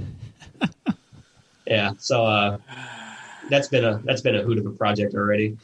The end goal of these things that people are interested in them is we're going to build our own frame, so we don't have to rely on buying used mobility scooters. But hey, you know a guy that can make these. Yes, exactly. That's one of the things I want to talk to Booney about. So I actually really messaged him back and said, let's talk about the projects you've sent me. Because every time I come up with one of these ideas, I text Booney, hey, this is what I need. What kind of cost are we looking at? And I just don't get text back anymore. I'm like, maybe I sent him too many. Well, you got to call and follow up when you're serious. Yeah, Booney, I'm serious about everything I talk about. I don't joke. That's fair. That's not even kind of true. What are you talking about? You joke all the time. Not about things I build. I mean, I suppose you're serious about it, but at the same time, if you can think of something I've talked about wanting to build, I guarantee I have attempted to build it in that room. You're so ADD that like there's for sure things that you're like, I'm going to do this, but then you've already, before you even started, you've already come up with a different, better alternative. Okay, yeah. Maybe it's the same thing. It's just a better version of it. That is 100% true. Yeah, I'll sit down in my tinker room and I'll start on a project. With like 3 hours, it's morphed into something way more better. way scope creep is Don's biggest enemy. Yeah, it is for sure. Yep. But I like to go big. I don't want to make something that anybody else can just make, or something that someone else already has. I want to make something that when you have it, it's got features that the other items that are similar haven't even thought of yet. Which brings us to the next segue into what we're going to talk about. That was smooth, by the way. Yeah, is the coolers that I'm working on. I talked about them for a little bit in the last podcast, and there was some information I left out that I wanted to add to it. Not only does it have preset user data, different temperatures, pump rates, all that, it also has an internal battery backup. And that's something I forgot to add. That's a huge creature comfort for long pit stops at endurance races. The last time the ZR3 guys raced and had one, it wasn't in Halle because it was kind of chilly, but the race before that, I don't know where it was at. That was the first time they tested a battery backup in one of my coolers. And they said they absolutely loved it. And so that would have been high plains, right? What's that? That would have been high plains, I bet. Yeah, I think yep. So in those long pit stops, it doesn't sound like a long time, 5-minute pit stop or something like that to fuel up. But if you're in a 130-degree cockpit, that gets hot real fast. And this will still be pumping cold fluid for that time. So that's another thing this cooler offers that no other cooler on the market has even tried doing yet, is an internal battery that just runs the system while the car's off. Yeah, that'd That would be a lot better. So, and on that note, even with the battery, total weight of this thing is sub 8 pounds. It's sub 6 pounds without the battery. That's but crazy. Sub 8 pounds with a battery with fluid. So you abandoned your hopes and dreams of making one that I can like clip on my belt and carry? Nope. In fact, that is a different line of product I'm working on. Same Peltier module I'm using, but the unit actually snaps into a little vest that you wear. I think of a life jacket, but not as thick, and it snaps into that. And it's kind of like an Iron Man thing. You put it in there and twist, and it locks it in. And a battery pack on your hip, and it has vanes in the vest that you wear. And instead of cooling the water and then pumping the water, which is incredibly inefficient, it just blows the cold air on your chest and then around the sides on your back. And that can operate with one module on 2.5 amps. So a 5 amp hour battery, you're getting roughly 2.5 hours of cooling, depending on if you're having a high or low. And if you're working with like DeWalt tools or something like that, and you have battery charger, you just walk up, grab a new battery, snap it on your belt, and you're have a personalized air conditioned suit. I would be so killer in my job.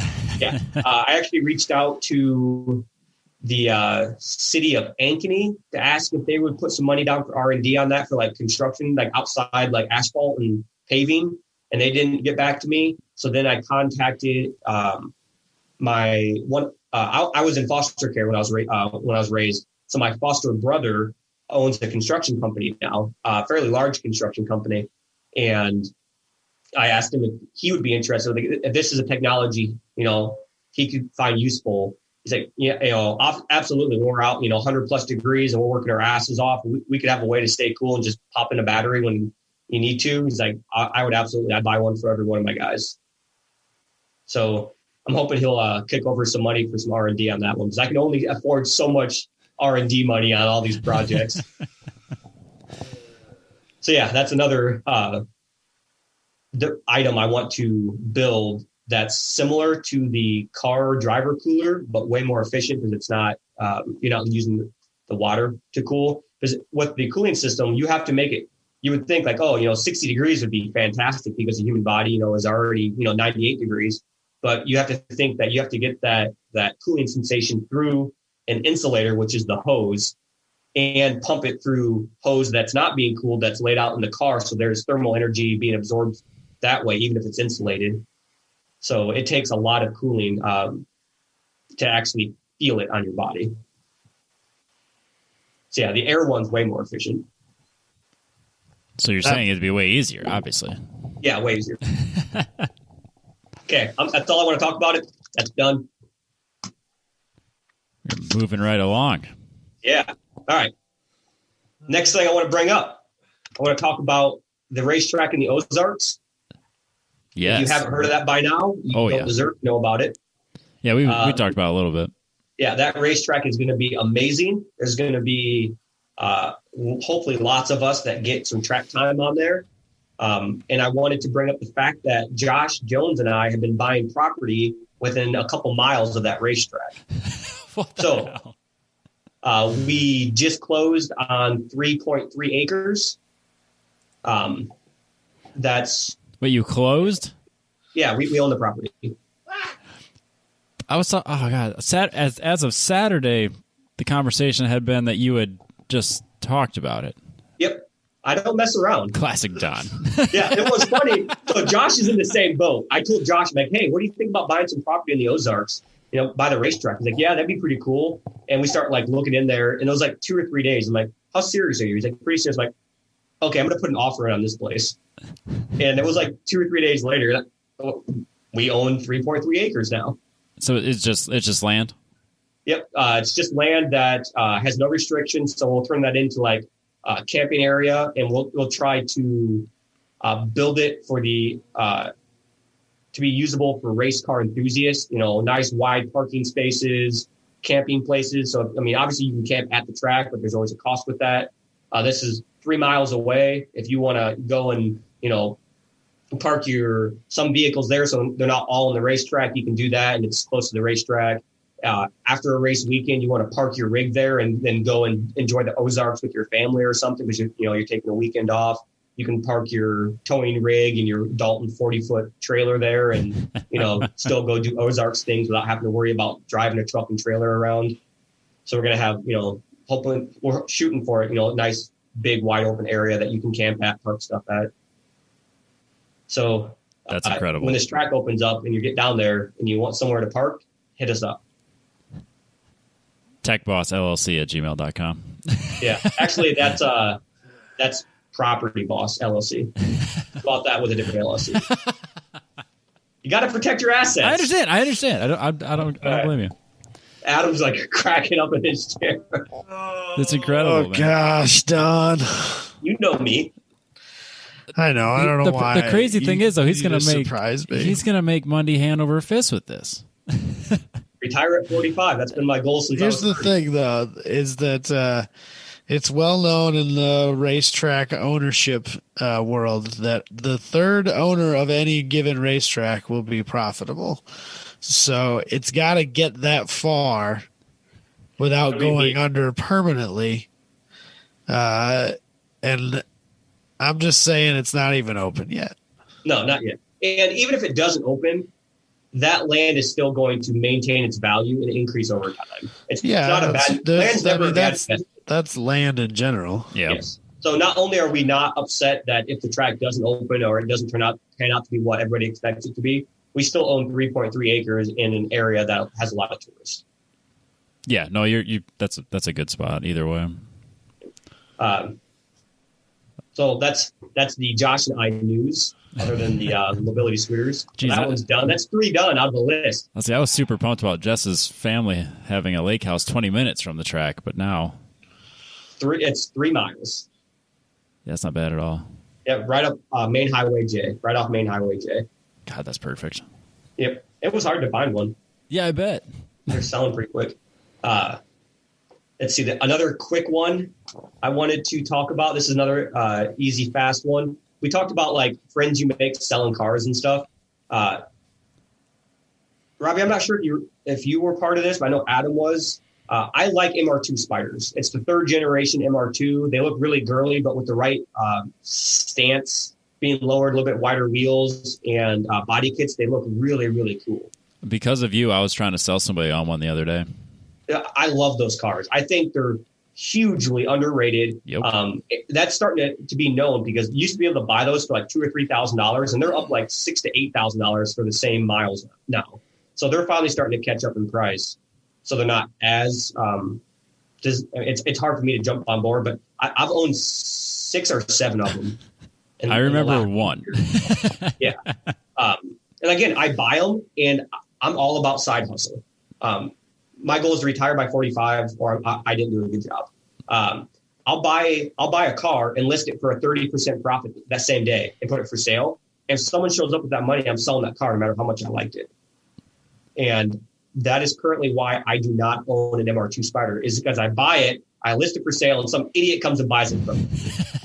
I want an MR2 Spider, so stop buying them from me, people. Stop listing them. No. Just enjoy what you have. You just sit on it for a week, man. I had one for about a year once. Is that it was like most of that was winter time, and then I autocrossed the black one he had for quite a while. That was about a year. Well, I remember you had the Z, and then you got that, and then without any modifications, the MR2 was faster at Marshalltown. Yep, I ran immediately faster. Yep. All I did was tires on it, no other change whatsoever, and I ran a faster time with that. And that Z was heavily modified. Right. Yeah. And that was a small track. That was Marshalltown. Just an so if it was like basically NAM an or something, autocross, it probably wouldn't have been faster than the Z, where I could open it up a little bit.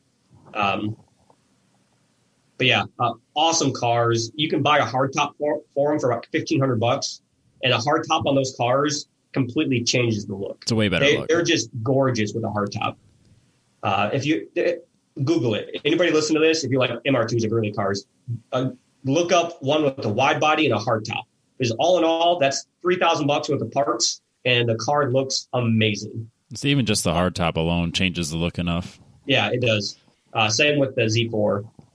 The convertible, not really an eye catcher, but a hardtop Z4 looks really good. Same with Miatas. Yep. So roundabout tangent there. I bought one from Texas, sight unseen. A guy listed it on Facebook. Somehow it popped up, cars near you. So I messaged the guy. I'm like, hey, is this for sale? And it was, it had mods I wanted already on it for a good price with a little bit of damage. It had a salvage title, but it was fixed, quote unquote fixed, how that and goes. completely drivable for a good price. So a buddy of a buddy had family in El Paso, Texas. So I asked him if it was okay if I reached out to his buddy's family, if they would go purchase this car. I'll send them the money, and then I'll send a truck down to pick it up. And they're like, yeah, absolutely. Only in the car community is that something that you can count on. So I pay for all these people money. They meet with this guy. They buy the car. I schedule a semi to go pick it up. They drop it off at my place, and I'm just stupid giddy about it. It's silver. It's got coilovers. It's got some motor mounts, exhaust, and the cherry on top is it already had the Lotus Elise 2ZZ swap in it. Oh, with the C60 transmission. So that's the 6-speed out of the Lotus and the 2ZZ out of the Lotus. Is that like a super common thing? So the MR2 Spider has a 1ZZ in it. That's like the 2ZZ, Celica, right? Yep.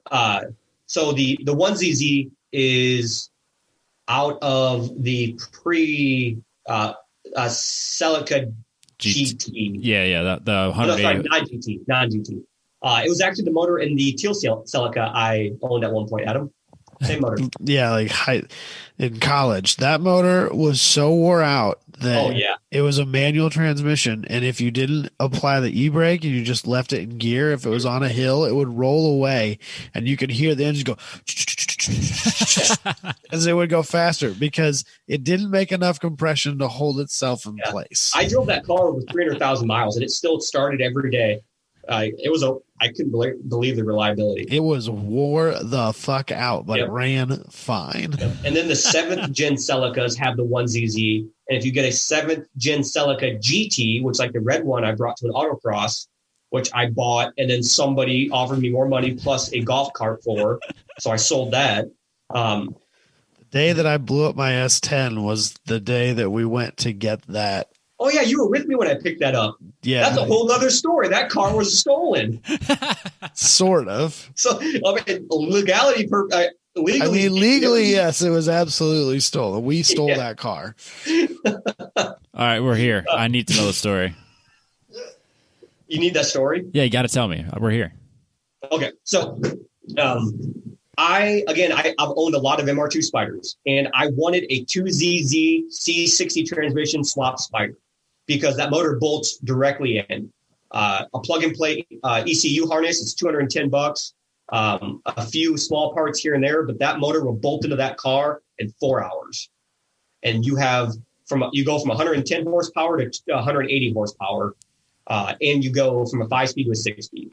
Basically a Lotus Elise at that point. Yeah, it is a poor man's Lotus Elise. In fact, there was a competition done between a Lotus Elise and an MR2 swapped 2ZZ with the same transmission, and the MR2 won on a track, which is crazy because it's a Lotus Elise. Right. But so I found a low miles Celica GTS with the 2ZZ and the C60 6-speed transmission. And I already had the MR2 Spider in my garage, which was like a 70K mile mint condition, which Adam was there when I picked that up too. That was, again, Adam, Dave, and Josh. Those are my go-to guys. And Dave. Yep. We drove to fucking Chicago for that thing. Yes, we did. I forgot about the whole way. Rain, storm. I forgot about that. Yep. So I bought that car and then went like 2 or 3 weeks later and bought the Celica because that's the motor that was going in that car. Even though it was mint condition, no issues, it was getting a 2ZZ because that's the car I want. Go and buy this car. I'm messaging this guy. We set it up, go there, test drive. Everything looks good. Adam drove the car home. I think it was you, me, and Cleo. Yeah, David came too. Damn, we had a whole crew to buy. We picked up Cleo on the way there. That sounds about right for some reason. Yeah, another random buddy. We drove a couple hours to pick that car up too. Yeah, that was in the Cedar Falls, Waterloo area. Yep. And so we bought the Celica. Adam drove the Celica home, I believe. Maybe it was me. I can't remember. No, it was you. Yeah, it was you and me. And I get home. I wait a week or two. I go to register it, and there's an issue with it because the title was marked as stolen. Oh, shit. So I go to register it, and they took the title. The title I had signed over, they took it from me. Like, that's mine. I paid for that. Give me that back. They took it because it came back stolen. So I start messaging this guy. I'm like, what the fuck, dude? Like, I bought this car from you. I have a bill of sale. Like, what's going on? And the guy's like, oh, man, I'm so sorry. You got into some family drama. I'm like, what now? So I guess his brother, who owned the car, was out of town, and he owed his little brother money for something. So I think it was him and his dad. Yeah, him and his dad were both in on it and selling the car. Yeah. The older brother was out of town for work. So they sold his car for the money that he owed them. And they forged his signature on the title. And the guy came back home and said his car was gone, so he reported it stolen. Oh, boy. So I get a hold of this guy. I've been messaging. He's like, oh, man, this is a mess. I'm so sorry. My brother wants the car back. I'm like, no, the car's mine. I have a bill of sale. It's mine. And there was some drama back and forth. I had to get a hold of the actual owner and explain it. I had a lawyer send them a message, letting them know that, we'll be taking this as small claims because it's under $5,000. And eventually the original owner re-signed the title, and I ended up getting the car. So I have the Celica. I have the MR2. I'm ready to roll about motor swapping them. And I have both cars listed for sale for more than what I paid for them, because that's what I do when I buy a car. And someone showed up and bought the MR2. I bought it for $5. I sold it for $75 within a month. And then the Celica, I'm like, well, I have no use for the Celica now. I autocrossed it once or twice just because I had it in the garage. And it's a fun car. That 2ZZ, when you get into the VTEC version of Toyota, like, it's a fun motor. Oh, yeah. That motor in an MR2 is amazing. And they're so light and nimble. So then I put the Celica for sale because I didn't need it. And I think I plasti dipped it red.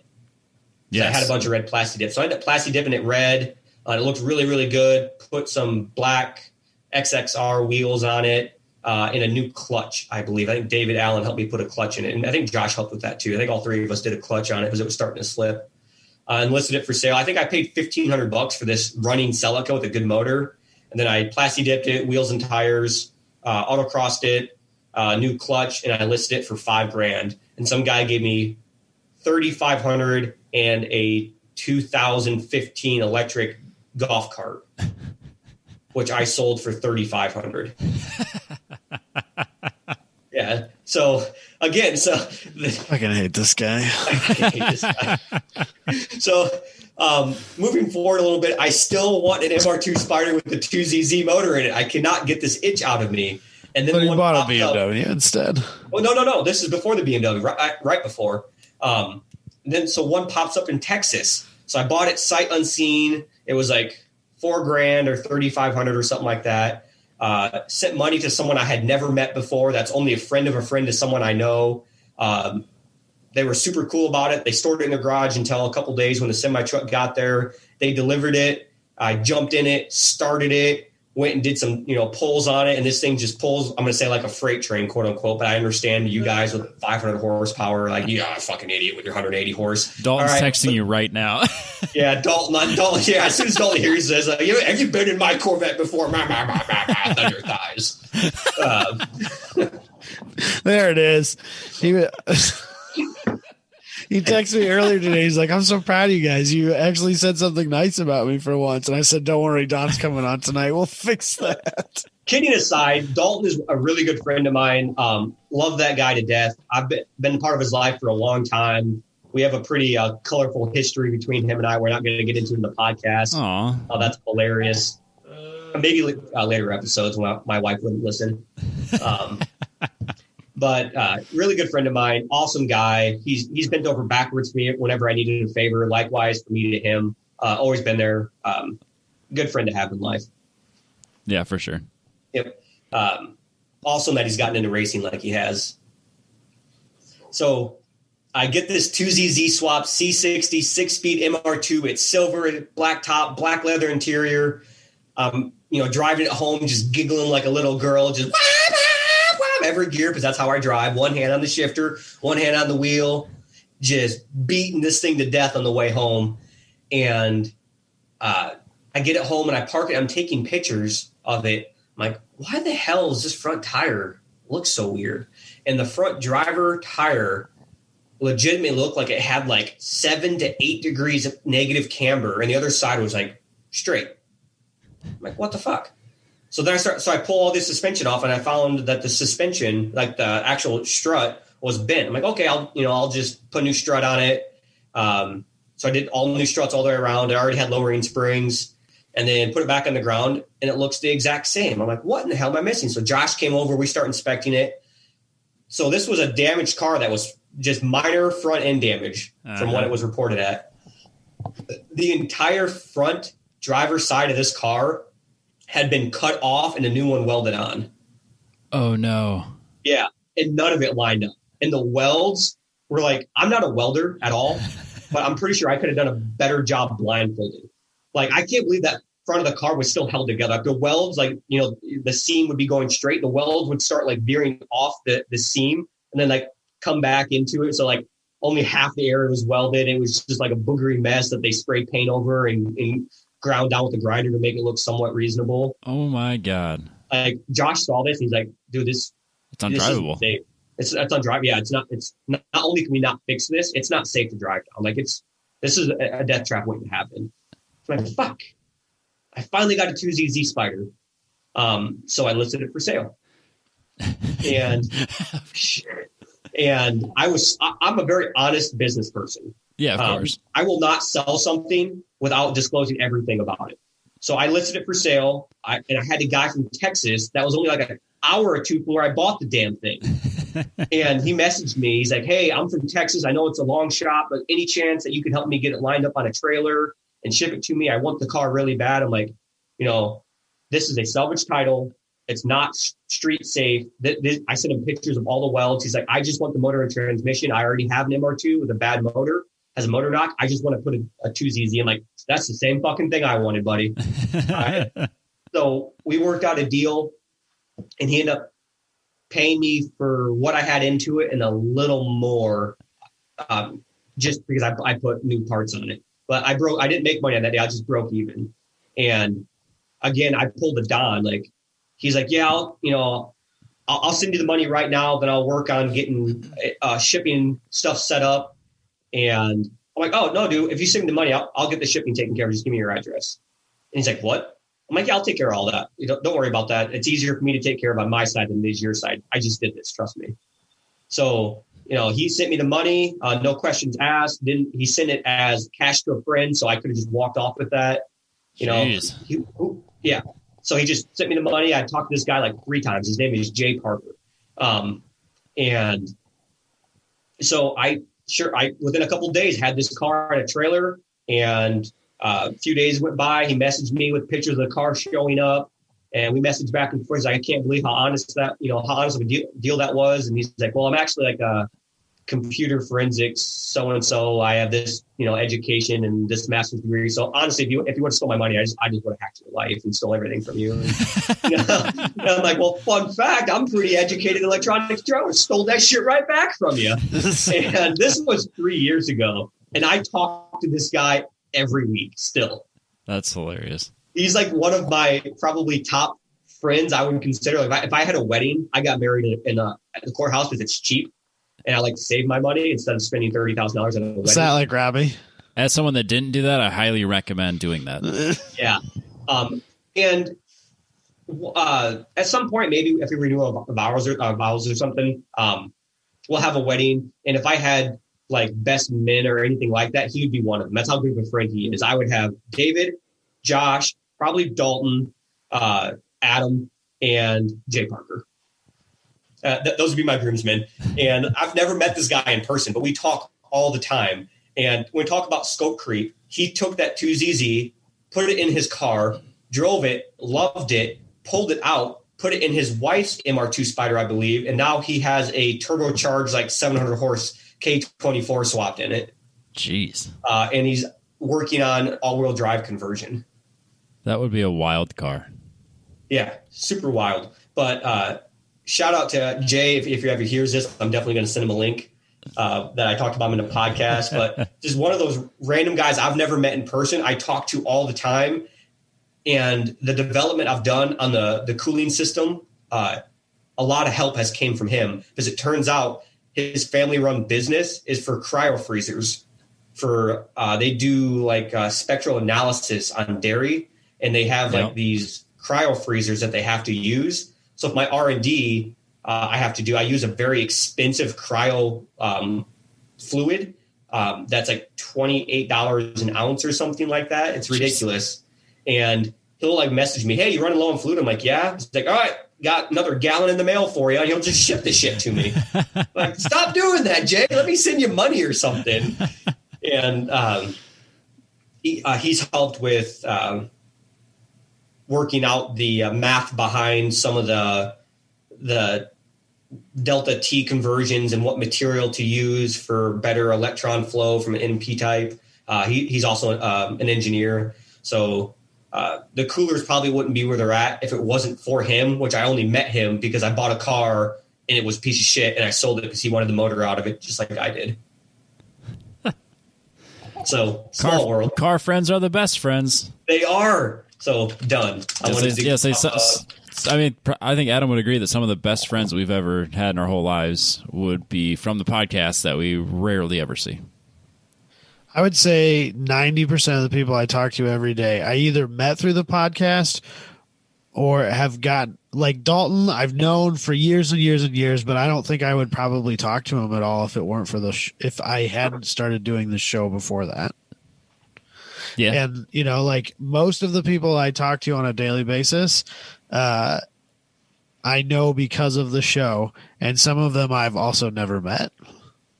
Yeah, like James from King of Motorsports. We talk semi-regularly, and I think I know him pretty well, and he knows us pretty well because he listens to the show, obviously. Yeah. But yeah, like we've never met yet. Not yet. 5 years. Isn't that crazy? Yeah. It's very strange. We live in a weird world where that's a thing for a lot of people. Your dad listen to the show? He does. Well, hey, Papa Adam. I wanted to show this last podcast, but I got tangenty. The first time, again, I thought my Taurus was fast. Then I thought Adam's Cavalier was fast. Then I thought the Celica was fast. It wasn't until I went to Adam's house for the first time, and his dad's like, "Is it a Pontiac Trans Am?" He is at the time, I mean, he still has it, but at the time it would have been his Firebird formula. Okay. Yep. It was the Firebird. Okay. Yeah. And you're like, "Dad, you want to take us for a ride?" And like me, I'm like, "Oh, it's a muscle car. Like it's heavy, it's loud, it doesn't go very fast." Because that's what I think muscle cars are. I'm in the back seat of this thing, and he's like just putzing around, like getting into it a little bit. I'm like, "Okay, it's kind of quick." And then he stops like on a highway and like does some shit, gets the shifter ready, and just fucking launches this thing.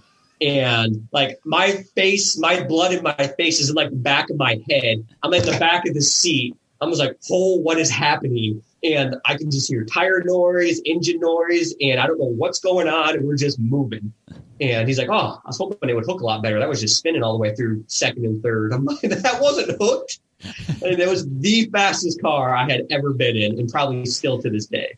Yeah, the car gets out of its own way pretty well. Yeah, that was like, to me, that was like, I like fast cars. That was the moment I realized what I had was not fast. They were fun. I wanted a fast car. My dad would be like, "Well, if you like fast cars, what are you messing around with the stuff you've got now then?" Because I don't have a good answer for you. And there's nothing whimsical or funny I can say yet. But unfortunately, he's right. That's all I can say. Yeah. I would like a fast car, but I also really like electronics. And yes, you can make a very fast electric car, but that's hard to do yourself. I can go out and buy a Tesla. In fact, I owned one very shortly. Never actually took possession of it. It turns out if you don't test drive a Tesla, you buy it without test driving it, you have a 7-day or 1,000 miles or 7 days to return it. Quick tangent here. I told my wife you could buy a Tesla for $30,000. She's like, that's reasonable. If you want it, you can buy it. Sweet. Turns out you can't. I never said I wanted a $30,000 Tesla. I said you could buy them for $30,000. So when she said, if you want one, you can get it, I ordered it with the twin motor, the biggest battery pack with the ludicrous mode. And when I'm like filling out paperwork and we go to see it and she finds out the price was $67,000. She was not happy. Then I explained to her the same thing. I never said I was paying 30. I just said you could buy one. And apparently that is not an argument you can have with a spouse. Yeah, the technically argument never works. Yeah. So never got to buy my Tesla. But I did design one in it was built to my spec, which is really cool to like go and like, I want all of these, and they send you pictures of it and like, hey, no, it's delivered. This is where it's at. Went down to Omaha. Yeah. Didn't get to bring it home. Dang it. Yeah. Was that an awkward drive home? Was it a quiet drive home? No, it wasn't quiet. No. There was a lot of talking, actually. It's very animated. No, I figured you were just going to say that you bought it, got delivered, you put it on Facebook Marketplace, and sold it for $10,000 more. No, that would have been an awesome story, though. That's what you do with your C8 Corvette. That's $30,000 more. Are you trading That's in? $40,000 more. Yeah. Shit's out of control. Yeah. Yeah, it's unbelievable. I like electric vehicles, and I think there's a lot of shade being tossed on them unnecessarily. On this show, is that what you're saying? On this show, Don is much more pro EV than we are. Absolutely. Yes. The fact that he would even consider buying a Tesla means he's on the other end of the spectrum from me. Well, Teslas are not put together well. Their build quality is not. I hate Tesla. And, yep. You buy a Tesla for the software. Like the gimmicky shit? It's a user shit? experience. Okay, fair enough. Being in a Tesla is a whole different environment than being in a car. It's not a car. It is an experience. So it's not put together like a car. It's not your body panels aren't lining up like Toyota or a Lexus.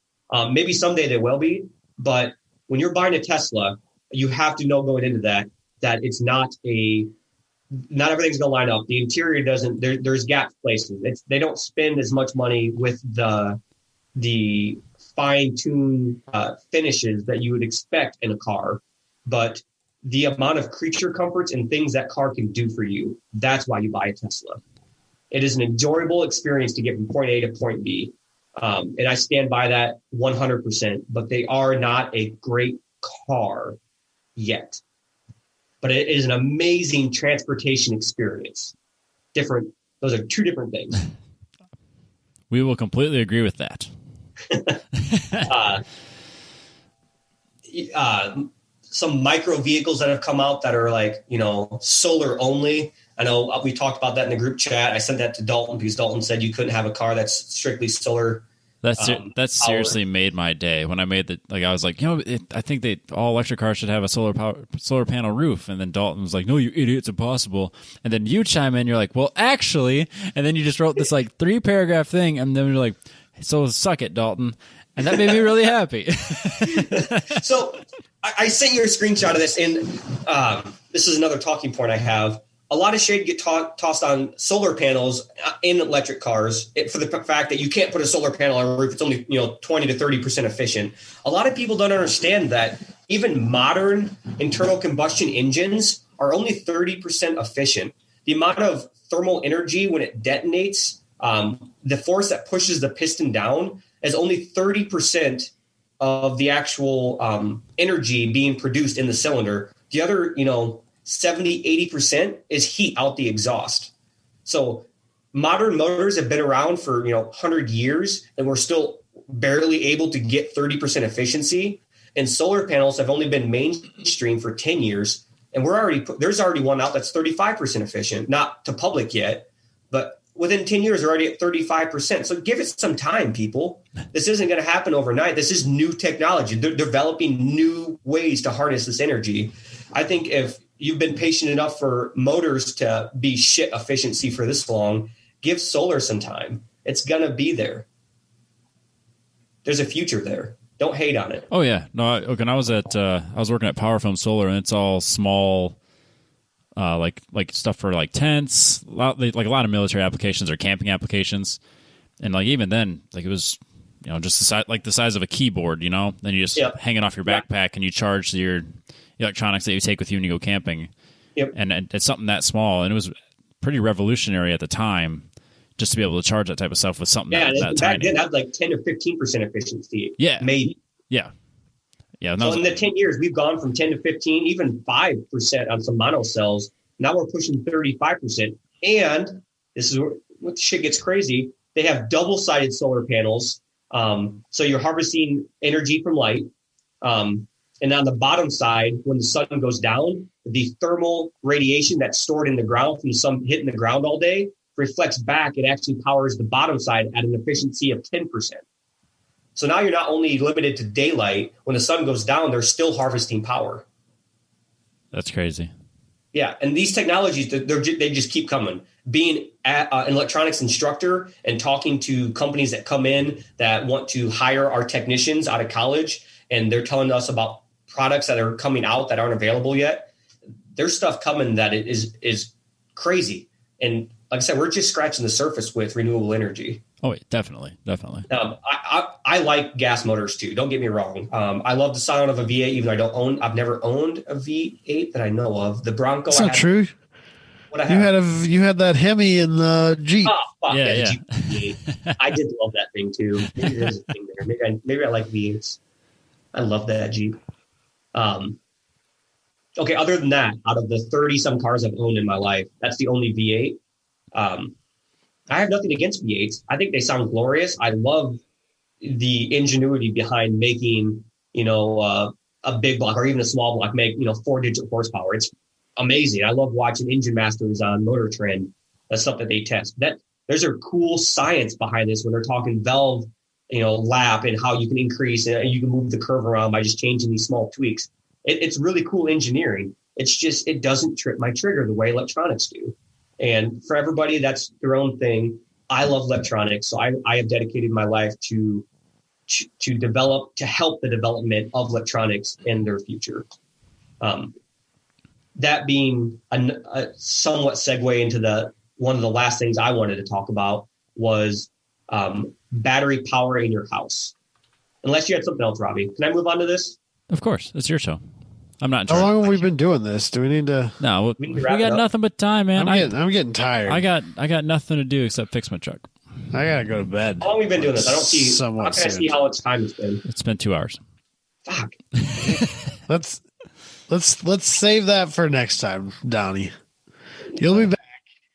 I have no doubt of this in my mind. We can wrap up with you talking about the battery power for your house. I don't think you're gonna talk about that for too terrible long. Yeah, that's a real quick thing. Yeah. All right. And then before that, everyone needs to head over to ApexTrackCoach.com, get their Apex data unit. It comes in this sweet box like this. It's about the size of a computer that Don was talking about earlier. You can use it for your data logging at the track when you're also... You know what you should do, Don, is make it so that you can do your ApexPro OBD2 thing and have it stream straight to your live stream, so you have all the data. I was going to ask you if we could try setting it up.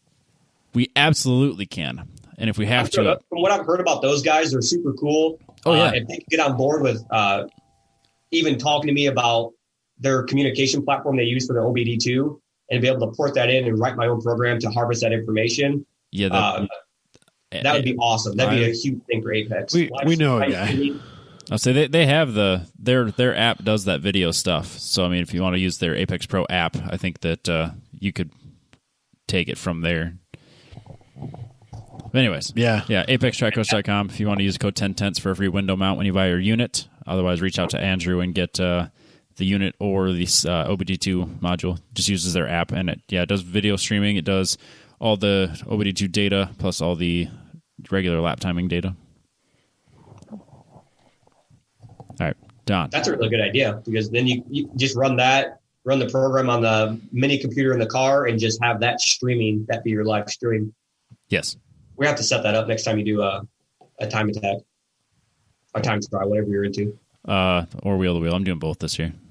Okay. Yeah, we'll get together sometime and play with some settings. Heck yeah. Okay. My last thing for anybody that's still listening to my rant here. A lot of people are listening. Battery power in your house. I'm sure you've seen if anybody like the Tesla walls that you can buy for your house that are like $14,000 that they charge off solar, then you charge your cars off those. They are really cool, but I'm not going to spend that much money on one. I finished my basement in the house that I bought, and we live in an area that's known to have water buildup. If the power goes out, the sump stops running. So my wife said, I want you to build something so we never have to worry about the sump not running.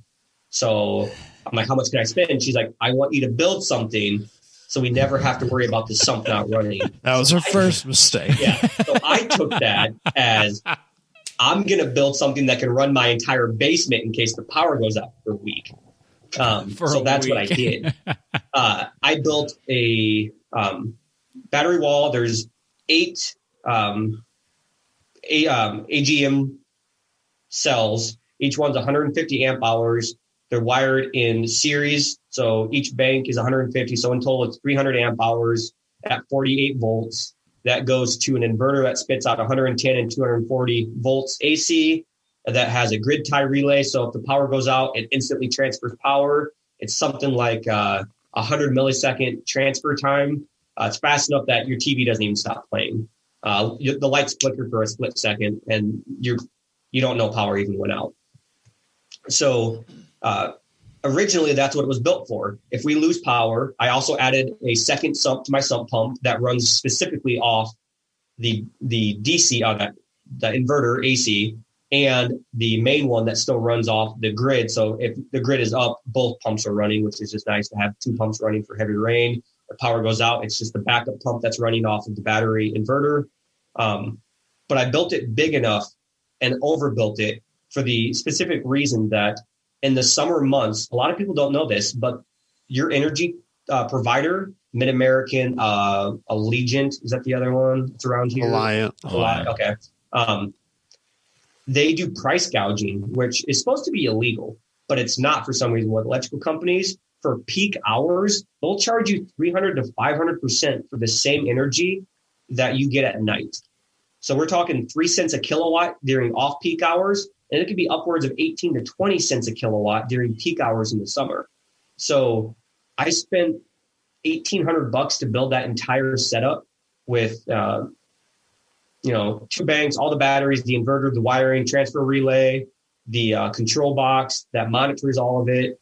I can connect to it by Wi-Fi. So if I'm not home, I can log in and check on it if I'm out of town or something. All of that, less than $2,000. Built it myself. Super easy to do. I say super easy. This is what I do for a living. So to me, it was super easy. I should say super easy. Was not a big project. The cool side of that is not only does it give my basement power if we lose grid, which we did in the Rancho or the Dorito, as you called it. We were out of power for 3 days. I never had to worry about a thing. Basement still had full power. The kids watched TV. We watched Netflix. We had everything we needed here. Backup fridges downstairs. We just moved the stuff from upstairs to downstairs. No big deal. Ran extension cords out to my neighbors. They powered their lights and their fridges off of it. No issues. Super handy. Don't have to worry about gas, generator, running it outside, carbon monoxide. It's just there when you need it. And it takes over by itself. The other side to that, for a little bit of extra money, you can have another transfer relay. So during peak hours only, your AC runs off your batteries, and your batteries only charge on off-peak hours. And what that means is you're using that 4 cents a kilowatt to run your AC all the time. You're never paying that peak price gouging of 20 cents, 18 cents per kilowatt. It doesn't sound like a lot, but your AC is the most expensive appliance in your house. Even a high efficiency AC, even though it's only used in summer months, those summer months, you spend more on your electric for the AC than any other year-round appliance that you have. That's a fact. That's not just something I'm saying. I'm able to run my AC for next to nothing. We're talking, 4 cents a kilowatt because it's running on batteries during peak hours and the batteries charge up on off peak hours. And it took me $2,000 to build something. I've had it for 2 years. It's already paid for itself. And not only has it paid for itself, I have a badass battery backup. So if I lose power, my house is taken care of, my family's taken care of. No sumps that I have to try to run. No offense to you, Dave. You do what you have to do. But last time we lost power and Dave's sump quit running and it was starting to build up. He had his 400 horsepower generator, which was his Mustang with like one of those 12-volt plug-in inverters you put to your car. So his Mustang was in his garage running an inverter with like 300 foot of extension cord run down so there's something being plugged into it. And that's totally fine if you're home and you have an extension cord and you can run it. But I don't have to worry about it. I don't even have to be home and I don't have to worry about it. It's just there and it's already paid for itself. So do you have schematics of this, like for sale? For sale, I'll just give them to you. But the power box has schematic in it, so the next buyer of the house knows what's going on. You're very kind. That's like a nice thing to do. Yeah. I wish the person that owned the house before me would have done that with the breaker box because they're not labeled for shit, and it's don't even get me started. It's so bad. I have no idea. And for some reason, like there's an outlet in the garage that if I trip it, it shuts off a bedroom light and then some outlets in the basement. I'm like, what the fuck? Who wired this? What a nightmare.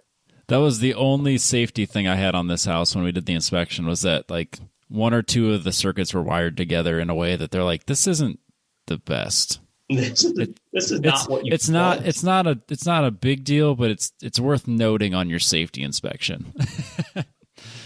It's fantastic. I have like a 3-season room patio sort of thing.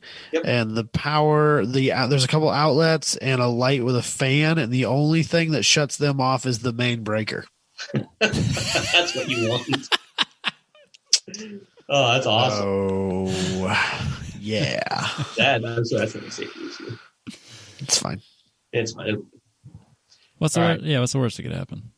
So that technically hits all of the talking points I had that I thought needed to be brought up for me to be happy. That's just good planning because that's a full show. Yeah. A full show. Yeah. I love electric cars. I'm not against the idea. I just hate Tesla. Just so we're perfectly clear on all of this. You hate Tesla for what reason exactly? I hate the business model of starting a company, getting a shitload of buy-in, and then not delivering in a couple of years. I hate that. I'm annoyed by Elon Musk, the Twitter troll that he is. That annoys me. I also hate the shoddiness of their design work and their build quality.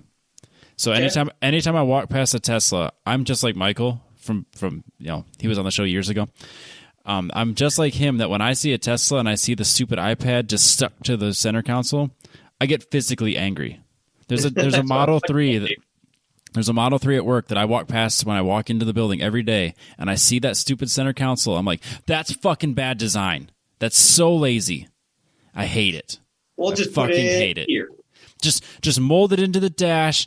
Do anything. It doesn't need to be 36 inches long. It doesn't need to be stuck out by itself on a little pedestal thing. It's just bad design, and I fucking hate it. Okay, fair. So before give me knobs and buttons, damn it.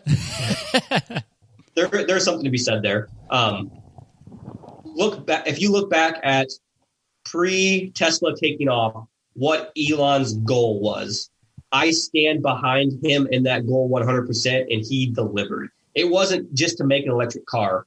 His goal was to force the hand of every automaker to have to go electric to keep up. He has definitely done that. I will not disagree with that one. Now think about it. If it wasn't for Elon, would we be seeing electric Chevys, electric Fords, maybe like the Volt or something like that? But like they're saying like no gas motors past 2024, something like that. That was his goal, and he did that. And for that, like I applaud the guy. In fact, I almost had the chance to meet him when I worked at my last company. At least I say I did.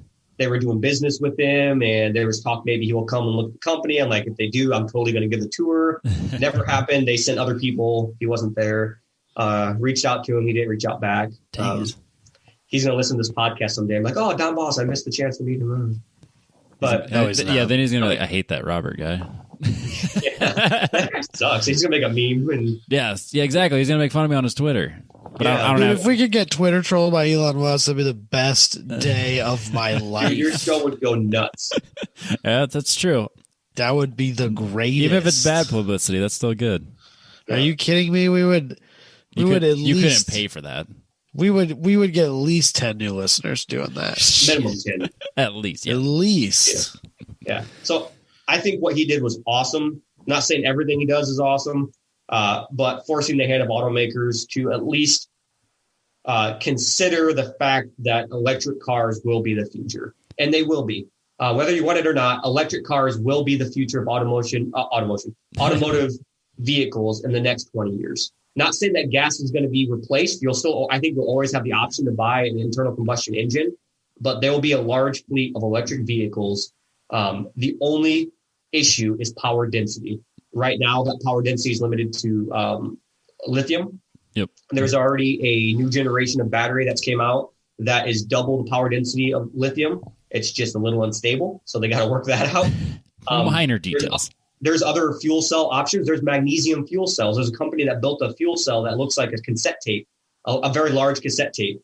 And like, you take one, you put a pencil in it and wind it back up like a VCR tape. Yeah. It's magnesium on a large reel. And as the magnesium despools and it goes through the dielectric material and transfer of electrons from it to another source creates a current. And when it's spent, you just take the cassette out and put a new one in. Huh. And it's magnesium. The cool thing about magnesium is there's no, when it's used up, it can be refactored back into magnesium again. Right.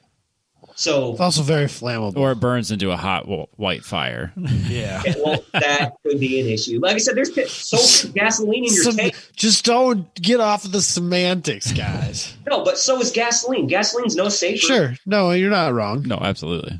And then people are like, oh, lithium's dangerous. Okay, well, if you buy cheap Chinese cells and you see them like when you charge them up and they explode, yes. Lithium is dangerous because if you exceed the maximum voltage of a lithium cell, it becomes unstable and it becomes flammable. That flame is toxic. It's very hard to put out. It is very dangerous. That's why if you're going to play with lithium cells, I build my own battery packs. I probably won't be building my own battery packs for these scooters. I'll probably be buying cheap Chinese ones. So don't over voltage them, Rob. So that's why you always invest in a good battery module. No matter how much you spend on cells, if you're going to buy budget cells, that's fine. Always spend more on the balancing circuit. It will save the cells. It'll give them a longer lifespan, and that's what's going to keep them from exploding. I don't care what cells you buy. Buy the high dollar, US made, quality controlled balancing board. That's good advice. Yeah. So anybody out there playing with lithium cells, you should see some of the ones I've made. They're pretty sweet. I've got some pretty potent cells. My city car will be running off of hand-built lithium cells that I made. So that's pretty cool. Adam's shaking his head. They're fine. It's fine. It's fine. Everything's fine. Yeah. But yeah, never cheap on that. Yeah, that's it. I'm done. Thank you for having me again. If you ever want to have me again, that's fine. I understand. You'll be back regularly because this will be a very popular show. People are going to ask about it, and then we're going to have to do another show because of all the conversations that happened because of this show, just like we did today. I'm okay with that. I like having talking points. I like being able to bring, hey, instead of spending all this money on this is how you can make it yourself. I think that's useful information. Yeah. Well, even if you didn't want to build things, or like if someone didn't want to have you build it for them, the idea of you designing the schematic and then selling the schematics. I mean, shit, we did that with like race ramps back in the day. You could go buy just for $30, you get the plans to build a bunch of different skate ramps, and then you could go to the hardware store, or the lumber store. Is that a word? Anyways, just go to the lumber yard. I knew it's not just a strip club. It's only a strip club here. Yeah, gotcha. Teen viewer. teen viewer at the lumberyard where real men go to get wood. I see the confusion there. Yeah, so I mean, for $30, you could get all these ramp plans, and you just have to go to the lumberyard, not the strip club, and then then build whatever you wanted, or you could scale them. So yeah, if you wanted to do that, you could get your schematics together, and people would buy it. I'd buy it. Yeah, I'm all for that. So I make pretty good schematics. I use AutoCAD Electrical for building them, so that they look nice. It's not like hand drawn or anything like that. People can follow them and understand them, and it's a lot easier. And they can be digitally transferred pretty easy. Yeah, that's nice. That is nice. Anyways, reminder: where can people find you? So, I have an email now for TekBoss from all the emails I've got, so they can all funnel into one location, so I can answer all those questions for you. And it is TekBoss, TekBoss LLC @gmail.com. You didn't want another Yahoo? No. I've had that one since I was in high school. It's time to move on, Don. It's time to move on. It's still got so much, there's so many things linked to it. I don't want to have to dick with it. It's just I there. get that. But I still have my Yahoo from my first email, and I use that for fantasy football. That's the only thing I use it for. When something's not important to ask for an email address, they get that one. Yes. I jumped on Gmail early. Yeah. So I've had a Gmail for a long time. And there is a TekBoss Instagram coming. I just need to finish making it. Or converting your current one. Update it with, what's that? Or convert your current one to a new name. Can you do that? Yeah, instead of Dan Boss. My name is actually Don. If you got a hold of me on the Instagrams and called me Dan, that goes back to the original. I don't know that we talked about that. You didn't put it on the show. Was that before the show? Yeah, it was not on. It was not public. That was when we were just chit chatting. Oh, I used to call when people in bars and stuff. I did a lot of. I was that fuckboy, quote unquote, lifestyle for a while. And I would never give girls my real name at a bar. I told my name was Dan Boss, DANBOSS. He has his own Facebook. He has a library card. If you Google him, it's a real person. It's never had an image of me. And I did that because I didn't want them to be able to look me up because I like my privacy.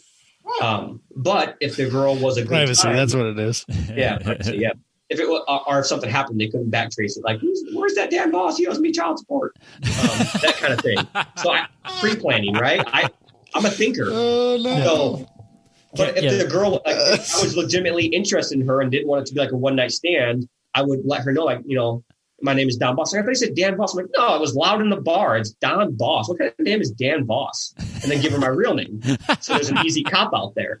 So that's how Dan Boss came about. And then all my friends, when I was in my party phase, they're like, let's get drunk and let Dan Boss out of the cage. I'm like, you don't want that. If he gets out of the cage, he's hard to handle. Yeah, Adam's had to handle him a few times. It's not pretty. So you gotta pick him up from jail the next morning. So technically, Adam never punched Don.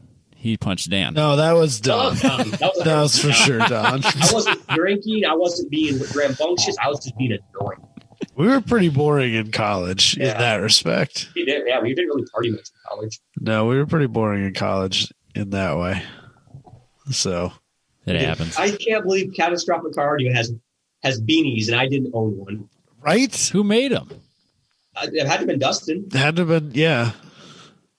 So I don't know. That's funny. The fact that they still exist and he had a picture of one made me pretty Catastrophic Car Audio. Oh man, dude, that's a legit story. Like to us, that's just like, yeah, we did it, but like we lived the dream, quote unquote. We ran a stereo company in college. I mean, sort of. I mean, we bought stereo equipment for wholesale price. That counts. We put stuff in a vehicle that was at SEMA. Sort of. What vehicle? So there was a guy in Sioux Center, I think it was, that was diesel swapping like Suburbans and Denali's. Okay. And I think they just put like a 7-inch flip up screen or something like that. It was just a real simple thing in the dash. Doesn't matter. That was all it was. Part of that. But that vehicle ended up in a booth at SEMA. It was a completely stock vehicle otherwise. He just put the diesel in it, and then he got a booth at SEMA to try and sell some, and I don't think it ever went anywhere. Doesn't matter. We were at SEMA. But I put a stereo in a vehicle that was at SEMA once, so it's kind of a big deal. Yeah, that goes on the resume, man. That counts. I mean, Robbie's got a couple patents. Don probably has a couple patents. Yep. I put a head unit in a car that went to SEMA. So yeah, you win. I get it. Samesies. All right, guys. Thanks a lot for having me again. I appreciate it. It's always fun to talk with you. Yeah. Thanks for coming Robbie, on. let's get together about the Apex thing. Like I said, I don't let things go very long without trying to work on them. Yeah. So tomorrow, what are you doing tomorrow? Fixing my truck. We haven't talked about it, but apparently I have a lifter issue on my truck because I can't get away from that, regardless of what truck I buy. This isn't an episode from the past. Nope. You clicked The new truck. You clicked on the correct I one. have issues with. Yep. This is why. He fixed this on the Avalanche like 2 years ago. Yep. Oh, no. Yep. I'm 99% certain it's the roller on the lifter on cylinder 2. Boo. It's not a knocking or a click or a ticking. It's the squeaking. It's a loud squeaking, and it seems to all signs point to lifter issues. Do you know what truck has not had any issues and been super reliable? How many vehicles has that towed across the country and back? Okay, well, we're not talking about that. We're talking about reliability. That's the only reason I bought a truck. That's the only thing I care about is driving. Honda Ridgeline. Otherwise, Robbie would still be in a fucking a Toyota RAV4. A RAV4 maybe, but yeah. I'm disgusted by Rogues now, though. You should be. As you should be. Which is totally fair. But yeah, so I'll be verifying that tomorrow and then probably ordering parts. So let's worry about electronics later. I need a vehicle. All right. See you guys. Thanks again. Catch everybody else next week.